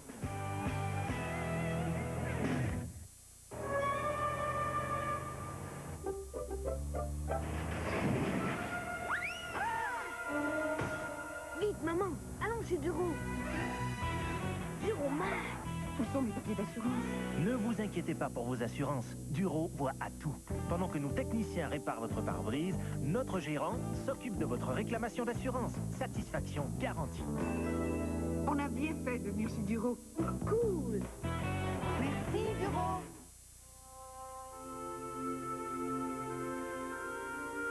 Entre nous, c'est pas compliqué.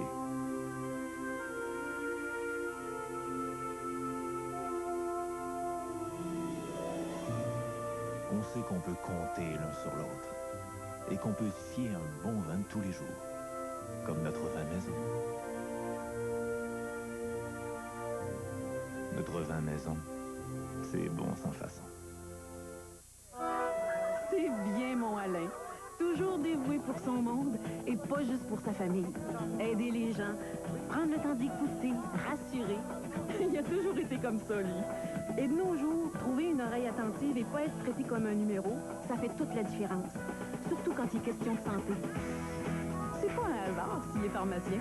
Il aime le contact avec le monde et les gens le choisissent justement parce qu'il prend son travail à cœur. Family Prix, pour un monde en santé. Attention, dernière chance, liquidation finale de tous les modèles 2001. Dû à la fermeture du garage à Blanchard, Bernier Crépeau a reçu un grand arrivage de produits Chrysler pour liquidation rapide et immédiate. 20 modèles 2001 à liquider tout de suite. Des exemples, Caravane, 4 500 $ de rabais. PT Cruiser, 2 500 $ de rabais. Sebring, 7 000 $ de rabais. Intrépide, 5 000 $ de rabais. Et nous vous offrons bien sûr le service 5 étoiles Chrysler. Venez au plus vite chez Bernier Crépeau et profitez de cette liquidation exceptionnelle. Quand on a bien faim, il y a beaucoup d'endroits qui ont de drôles d'idées pour nous attirer. Trouver quelque chose de bon, c'est facile, mais où est la fraîcheur? Et le douceur? T'aimerais ça quelque chose de préparé de frais? Suis-moi. Essayez nos nouveaux Subway Select fait avec les pains gourmets tout frais du jour, hein, Ariane? Oui, Sam. Subway offre 4 nouveaux Subway Select, comme le délicieux steak et fromage avec la sauce très fort. Le tout préparé devant vous avec un pain gourmet frais du jour. Oh, joli petit poulet. Juste une blague.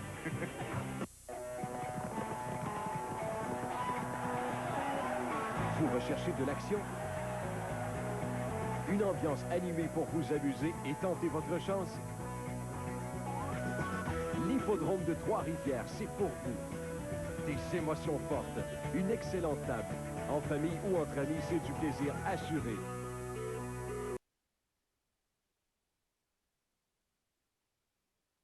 Raymond Malenfant. Monsieur Malenfant, on va parler de ce que vous aimez le plus, finalement, vos affaires. Oui, Mathieu. Bon, on a parlé un peu tantôt du motel. Oui. C'est quoi l'histoire des autos? On a prétendu que vous étiez allé acheter des voitures, que vous vendiez des voitures, vous n'aviez pas de permis. Je vends pas de voitures. Non. J'ai acheté des voitures pour 2 gars aux États-Unis. Un Globe et un autre gars. Et j'ai réellement acheté des voitures pour eux autres. Et j'en ai gardé pour moi. Ceux qui me plaisaient pour voyager, je les ai gardés. C'est ça l'histoire des voitures. Mais là, le gouvernement prétend, lui, l'agence gouvernementale, que vous avez pas de permis. C'est pas vrai. Pas C'est vrai. pas vrai. Non. Réellement, là, le gouvernement là, qui s'occupe de ces unions, puis qui me laisse mes voitures que j'ai besoin. J'en ai donné une à ma fille, puis réellement, tu sais, j'ai acheté des voitures qui étaient bêtes. Hey, c'était à l'encan. J'ai acheté des Audi. Réellement, ils étaient réellement bêtes, pas si brisés que ça. Et je connais ça, des voitures. J'en ai eu à peu près 50 de ma vie. Quand on m'a descendu, il m'en restait 20 voitures. J'avais peut-être 18 Mercedes, 2 Rolls-Royce, puis une Lamborghini. Je n'avais des voitures. Donc, pas de vente de voitures? Non, monsieur. Non, monsieur. OK.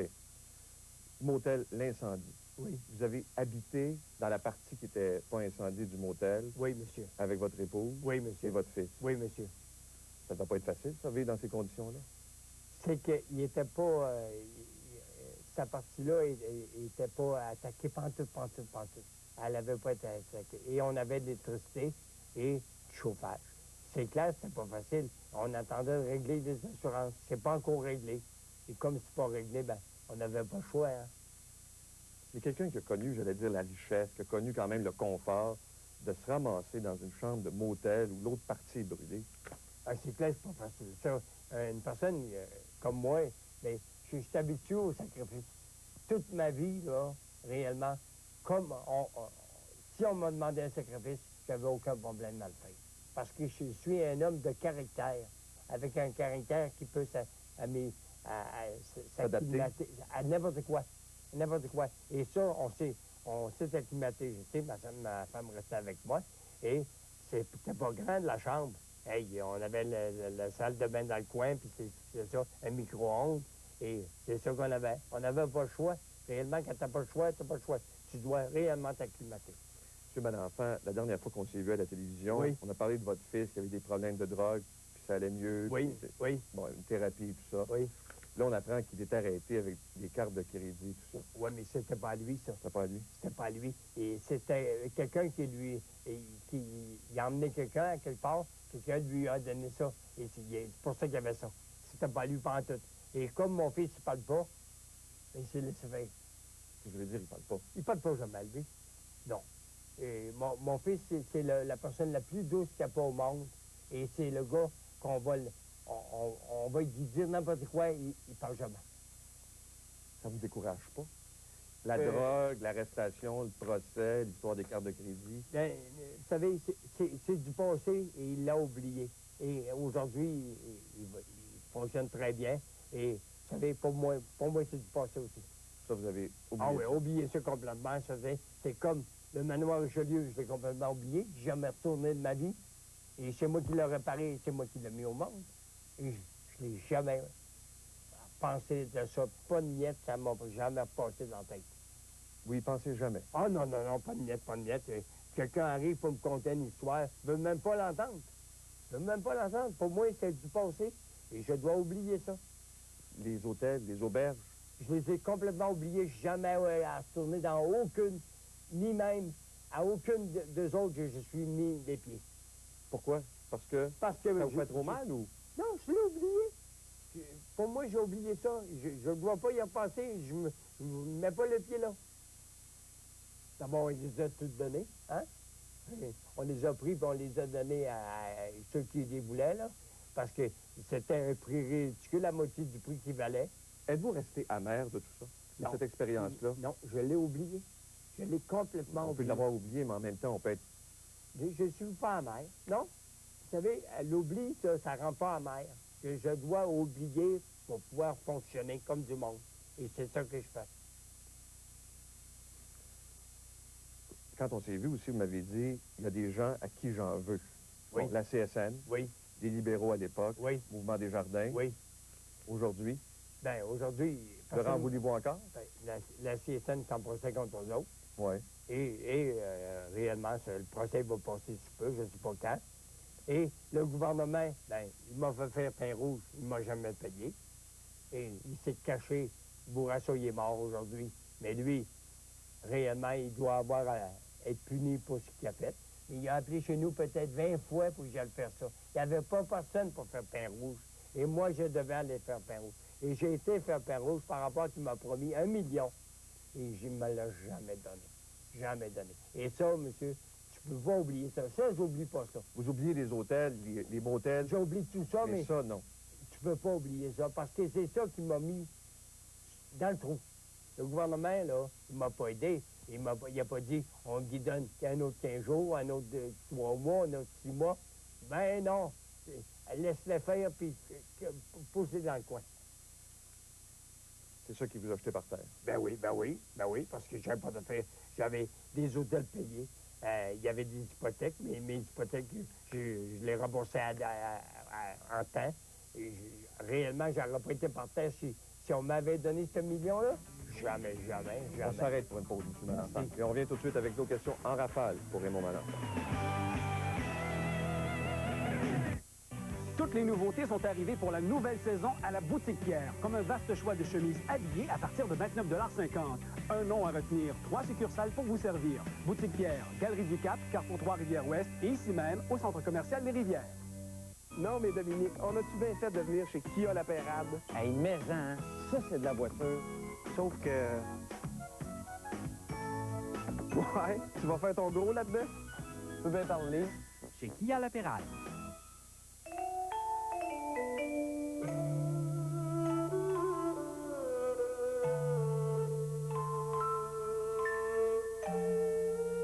Chez Uniprix, on prend soin de votre santé et de votre budget.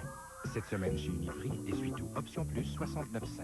Détergent lave-vaisselle Hall 2,49 et obtenez 2 boîtes de céréales Kellogg's pour 3,99. Uniprix, pour un budget en santé. Le 4 novembre prochain, un enjeu important se dessine pour la nouvelle ville de Trois-Rivières. C'est pourquoi, à la mairie, on choisit Alain Croteau. Alain Croteau, un homme d'action, possédant une forte expérience en gestion municipale. Un homme à la hauteur des défis qui se présenteront. Alain Croteau, un homme disponible, accessible, près des gens. Un homme de cœur et de valeur. Le 4 novembre prochain, notre choix, Alain Croteau, à la mairie de Trois-Rivières. L'expérience pour bâtir l'avenir ensemble. Le Collège La Flèche. Juste pour les volets, juste pour les filles. Il n'y a pas de sport, puis ça coûte cher. Ben, c'est pas vrai. Il y a de tout pour tout le monde. Ben, c'est parce qu'ici, il y a vraiment une chimie qui se crée avec les profs. On fait pas juste assimiler de la matière, on comprend. Ben moi, c'est mon 3e collège. J'ai enfin trouvé ma place. Puis en plus, il y a un taux de placement d'à peu près 100 dans plusieurs des techniques. Avec l'aide financière, les crédits d'impôt et les bourses, c'est moins cher qu'on pense. C'est pas trop gros, c'est pas trop petit. L'ambiance est bien fun. Le Collège La Flèche. Pour tout voir, tout comprendre. On s'en souvient chez Ameublement Tanguay. Chez Ameublement Tanguay, 40 ans, ça se fête. Ensemble sommier matelas Simmons, sans rotation, avec 805 ressorts en sachet, 899 $ seulement. Vous épargnez 370 $. Pour les 40 ans d'Ameublement Tanguay, toute une fête. Nos amis, pour 40 ans. Oui, merci d'Ameublement Tanguay. Ce dimanche, on vous donne les règles du jeu à TVA. À 19h, c'est le grand jeu avec le nouveau gala Juste pour rire. Un gynécologue est avec une patiente, quoi qu'il pense, je vais le faire. À 20h. Quand je me déguise en homme, je me sens beaucoup moins intelligente. Le jeu de la vérité. Mon Dieu que j'ai la naturelle, hein? Avec comico-graphie Lise Dion. Ça va la peine! Et à 21h. Qu'est-ce qui se passe? Le jeu devient dangereux pour Michael Douglas dans The Game. Je suis devenu le jouet d'une bande de gamins pervers. Ce dimanche dès 19h, on joue le jeu à TVA.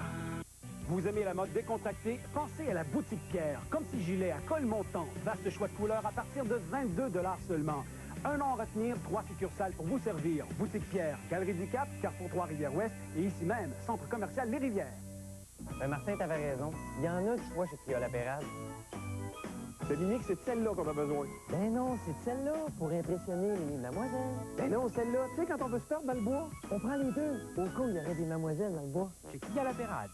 Chaque semaine, la nouvelle escouade de JE travaille pour vous. Marcel Leroy, TVA. Pouvez-vous nous parler, s'il vous plaît, 30 secondes? la caméra, oui, ça va. JE au service de la vérité, vendredi, 19h.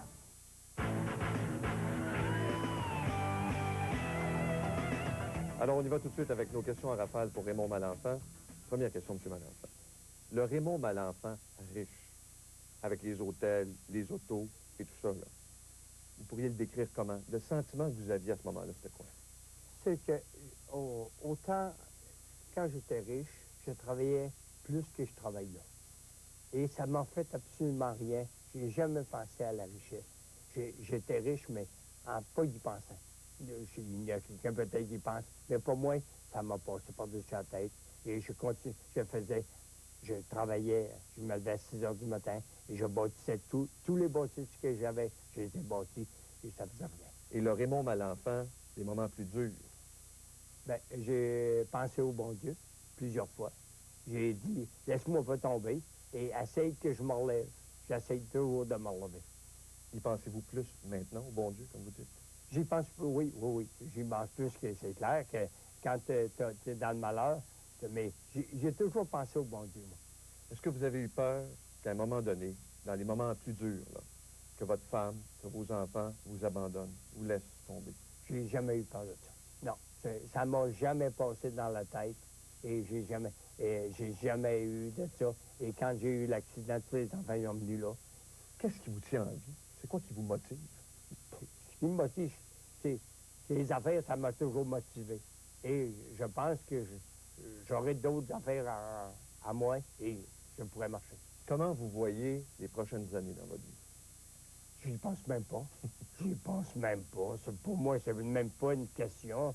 J'y pense même pas. Pour moi, là, les années sont là et je dois les vivre. Et je pense même pas de quelle manière je vais les vivre. Je vais travailler, ça c'est clair. Pierre Péladeau a dit un jour, si dans ma vie, je suis incapable de fonctionner normalement, si physiquement je ne peux pas fonctionner, si mentalement je ne peux pas fonctionner, j'aime mieux mourir. C'est à moi aussi.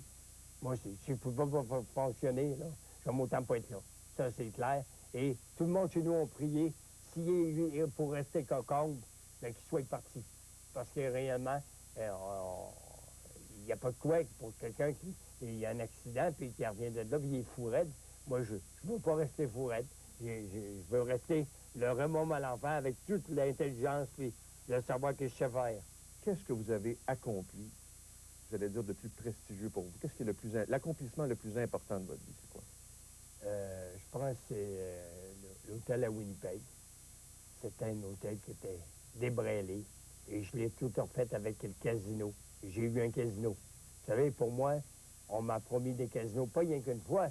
C'est que le gouvernement Bourassa, quand il m'a fait faire le pain rouge, m'a promis un casino au Manoir Richelieu. Mais il n'a jamais donné.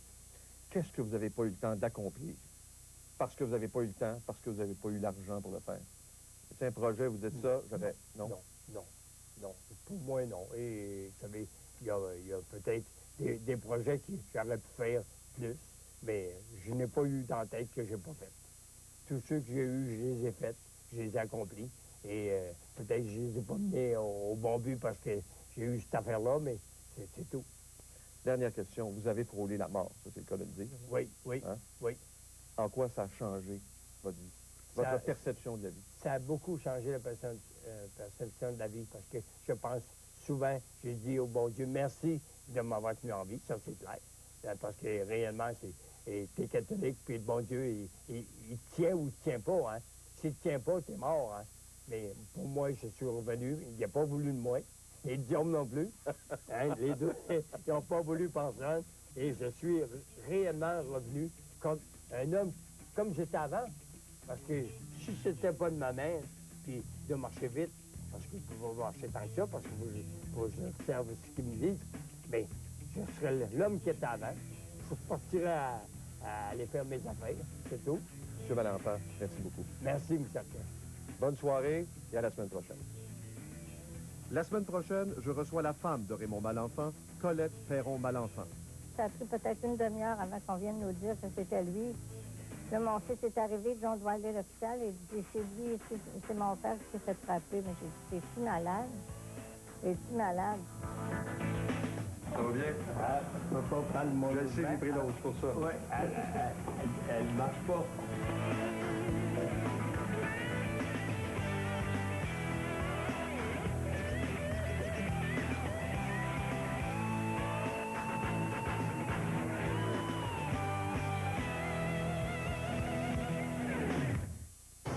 Après un cours de formation, ce scaphandrier ne pourra plus jamais plonger. Et que feriez-vous si votre maison était infestée de chauves-souris? Oui, ça virait au cauchemar, comme on peut dire. JE, au service de la vérité, ce vendredi 19h. Quand ce jeu commence-t-il? Qu'est-ce que c'est? C'est un jeu. On suit personnellement pour chaque participant. Qui sont les vrais participants? Jouer avec la mort. Version française de The Game, en primeur ce dimanche à 21h. Le groupe le plus influent de la planète revient ensemble. Oh, mon Dieu, mon Dieu! La madame était pas contente! RB, The Publicité, ce lundi 21h à TVA. Quand l'histoire change aussi rapidement, on a besoin de valeurs sûres. Avec Pierre Bruno et toute son équipe, l'histoire continue en direct au TVA de 17h. TVA, le meilleur de l'information. Bonsoir. Paul Martin a changé d'idée. Il va déposer un budget début décembre. Un budget de relance, un budget aussi pour financer l'effort de guerre et la sécurité des Canadiens. Mais ne vous attendez pas à des baisses d'impôts. À tout à l'heure. Le sous-titrage de cette émission vous est présenté par Nicorette. Mordu de cigarette. Mordez dans Nicorette.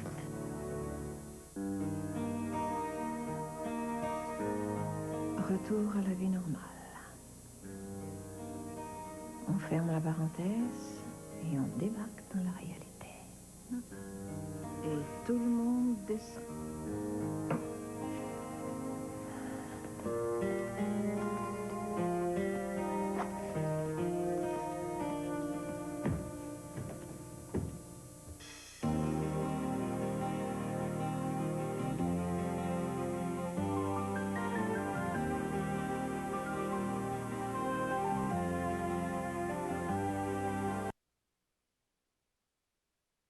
Je me remets.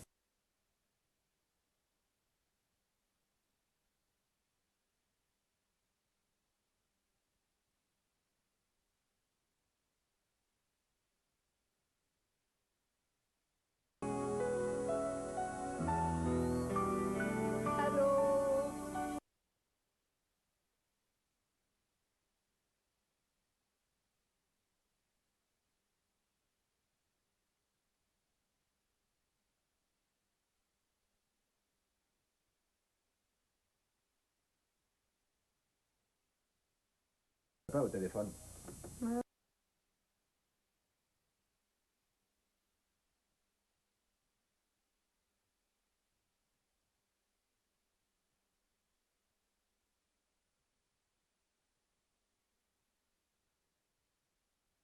Un décès soudain que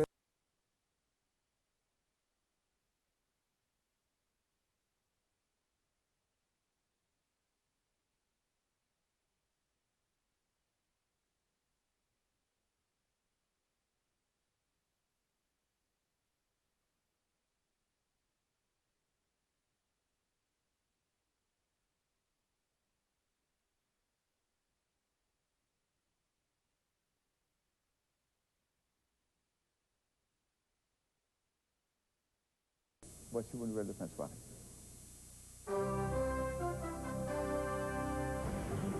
Le mercredi 24 octobre, en manchette. Un budget en décembre, mais ne vous attendez pas à des baisses d'impôts. Les chantiers maritimes Davy prenaient l'eau depuis des années. Cette fois, ils coulent à pic. Sa femme, c'est peut-être une bonne affaire. Là. On vive autour d'un pot, puis on vive, puis on vive. À un moment donné, il faut arrêter de vivre. Et recueillement et rage au salon funéraire où est exposé le jeune Marc-Alexandre Chartrand. Tous les mots qu'on entend, c'est « Voyons, ça n'a pas de bon sens, c'est assez, il faut faire quelque chose. »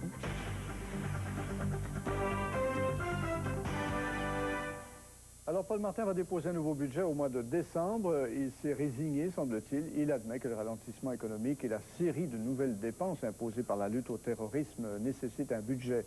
Est-ce qu'il va lui en rester assez pour nous faire un cadeau de Noël? Ah, ça, c'est pas sûr du tout. Emmanuel Latraverse. La question a été posée des dizaines de fois depuis le 11 septembre. Avec le feu vert du premier ministre, Paul Martin donne la réponse tant attendue. Oui, Monsieur le Président. Ottawa a déjà dépensé 280 millions de dollars sur la sécurité aux aéroports et à la frontière. Mais encore faut-il financer de nouvelles dépenses militaires et mesures antiterroristes et surtout rassurer la communauté des affaires en offrant un portrait de la situation économique au pays. ça prend, disons, l'ensemble, le plan d'ensemble et les coûts associés à ce plan pour dans la lutte contre le terrorisme, la lutte à l'international et la lutte ici. Mais l'Alliance canadienne craint que les dépenses accrues en sécurité mènent vers un déficit, ce qui n'empêche pas Stockwell Day de réclamer de nouvelles baisses d'impôts. Si on baisse des impôts, le niveau d'impôts, on peut stimuler l'économie et les revenus pour le gouvernement pour avoir une croissance. Le Bloc québécois croit plutôt que le gouvernement a toute la marge de manœuvre nécessaire pour venir en aide aux travailleurs. Que l'économie du Canada va bien, qu'elle est capable de supporter toutes sortes de crises. La crise vient de nous rattraper. Nous a rattrapés rapidement. Elle est très dure. Le gouverneur de la Banque du Canada a dit que l'hiver serait très dur et que le moindre nouvel acte de terrorisme plongerait le Canada dans une longue récession. Donc, un budget pour sa valeur symbolique, rien de plus pour assurer les Canadiens, parce que pour avoir un véritable impact sur l'économie, Paul Martin devrait dépenser beaucoup d'argent, retourner en déficit. Il ne veut pas le faire. Et sans soupçonner de cynisme de la part du ministre Martin, est-ce qu'on peut imaginer que politiquement, il était important pour lui aussi d'être présent sur la scène? De reprendre le haut du pavé parce que depuis un bout de temps, depuis le 11 septembre, les médias ont fait de John Manley la super vedette de ce gouvernement. On dit de lui qu'il serait le meilleur candidat pour remplacer Jean Chrétien. Il y a Brian Tobin qui lui pousse dans le dos aussi pour lui faire dépenser des milliards de dollars. Tout ça, bien sûr, Stéphane, ça agace considérablement Paul Martin. Merci beaucoup, Daniel. Au revoir. Dernier reportage de la série de Pierre Tourangeau sur la filière terroriste islamiste ici à Montréal. Et la conclusion, vous allez voir, est inquiétante. Le Canada n'a jamais porté d'accusation contre les membres d'une cellule terroriste. Pourtant, plusieurs d'entre eux ont été condamnés en France pour des activités criminelles qu'ils menaient du Québec. La cellule du groupe islamique armé algérien implantée à Montréal comptait au moins une vingtaine de membres. Pendant des années, la France a renseigné les autorités canadiennes sur leurs activités. Des juges français sont même venus plusieurs fois perquisitionner et interroger des membres de la cellule. Les plus importants ont été jugés à Paris en avril dernier, certains en leur absence. Ils ont été condamnés. Gérer la boîte et puis faire en sorte qu'on trouve des partenaires dans ce dossier-là, ce qui va probablement être plus facile que de discuter avec un gars. La rancœur est grande envers l'actuel propriétaire. Plus en plus, la recherche faite dans les 10 dernières années oriente à penser que lorsqu'on a un niveau d'estrogène plasmatique suffisant, ça protège l'enveloppe des artères, l'intérieur des artères, qu'on appelle l'endothélium, contre la précipitation de cristaux de cholestérol qui est à la base de la maladie coronarienne. Une fois la ménopause installée, une fois les sécrétions hormonales qui s'abaissent, cette protection-là se perd. Vous ne voulez pas me parler de symptômes, parce que vous dites que cette maladie-là est atypique, mais quel serait le profil, par exemple, si c'est possible? Une femme qui serait à risque, ça ressemblerait à quoi? On a l'impression d'obèse, fumeuse? Une femme qui est à risque, c'est toute femme de 50 ans qui fume et qui, en plus, a commencé à être hypertendue quelques années auparavant, dont le profil familial ferait en sorte qu'un de ses parents ou un de ses frères et sœurs, en deçà de 65 ans, a déjà été traité pour une maladie coronarienne certaine. Okay. Donc, c'est quelqu'un qui est, comme on dit, à risque. À risque. Et donc, ces femmes-là qui consulteraient ou qui auraient des malaises thoraciques... seraient traitées sérieusement, du moins, peut-être pas traitées, mais investiguées plus sérieusement, parce qu'il y a une autre dimension qu'on doit amener ici dans notre discussion, c'est que on sous-estime les malaises chez les femmes. Les femmes ont des douleurs très atypiques, donc on les investigue moins. Donc on dit, madame, écoutez, le stress... Ce qu'on dit, ma petite madame, c'est dans votre tête encore? Ça se peut, oui. Il y a de vos collègues qui font encore ça? Mais vous savez que le niveau de stress chez les femmes de 50 ans est très élevé. Hein? Puis à quoi vous attribuez ça? Ils ont les adolescents, les parents vieillissants, puis leur carrière. Alors le niveau de stress est très élevé, et bien entendu, on dit, mais écoutez, c'est des espaces nerveux, c'est ci, c'est ça. Quand on parlait de la carrière, c'est important. Le fait que les femmes investissent le marché du travail de cette façon-là, que souvent à 50 ans, elles se retrouvent avec des positions de pouvoir, ça joue ça aussi. Beaucoup, beaucoup, beaucoup, beaucoup. En d'autres termes, je crois que les femmes sont en train un petit peu de calquer le profil, la démarche des hommes qui date peut-être de 15, 20, 25 ans derrière. Vous savez, un facteur, si vous regardez le nombre d'individus, le nombre de jeunes adultes qui commencent à fumer, entre l'âge de 15 et 20 ans, il y a plus de femmes que d'hommes actuellement. Et les femmes, hors de tout doute, ont plus d'assuétude au tabagisme. C'est plus difficile pour une femme de cesser de fumer comme c'est plus difficile pour une femme de cesser de boire et de cesser de prendre des médicaments. Tout à fait. Il y a une assuétude. C'est prouvé. Bon, quand on parle de maladie coronarienne, on pense à l'infarctus qui ne pardonne pas, mais il y a quoi d'autres types de problèmes? En fait, il y a deux grandes manifestations de la maladie coronarienne. Il y a l'infarctus du myocarde, mais il y a aussi le décès soudain, d'une part. Le décès soudain... Ça arrive plus tard, hein, par exemple, chez les femmes, c'est ça que vous nous avez dit tout à l'heure? Exactement. En fait, le décès soudain a tendance à se manifester plus tardivement que l'homme, mais il y en a plus de femmes qui se manifestent avec un décès soudain que d'infarctus. On va faire attention à nous parce qu'on n'a pas envie de se quitter sur une note aussi triste. Merci, Dr Burel. À la prochaine, prenez soin de vous. Merci beaucoup.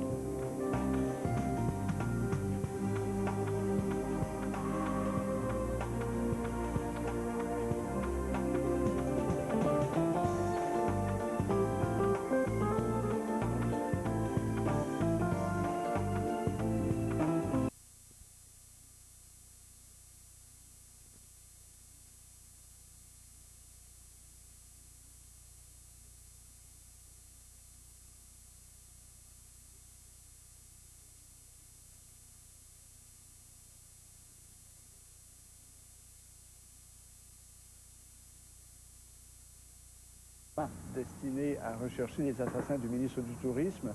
10 autres, dont 2 liés à l'attentat, ont été arrêtés. À Tulkarem, 4 autres Palestiniens ont péri dans un affrontement avec les soldats israéliens. Et à Bethléem, plusieurs édifices, dont l'hôtel Paradise, ont été incendiés lors d'échanges de tirs qui ont fait un autre mort et 3 blessés du côté palestinien. On en est donc à 922 morts depuis le début de la nouvelle intifada il y a un an, dont 722 Palestiniens.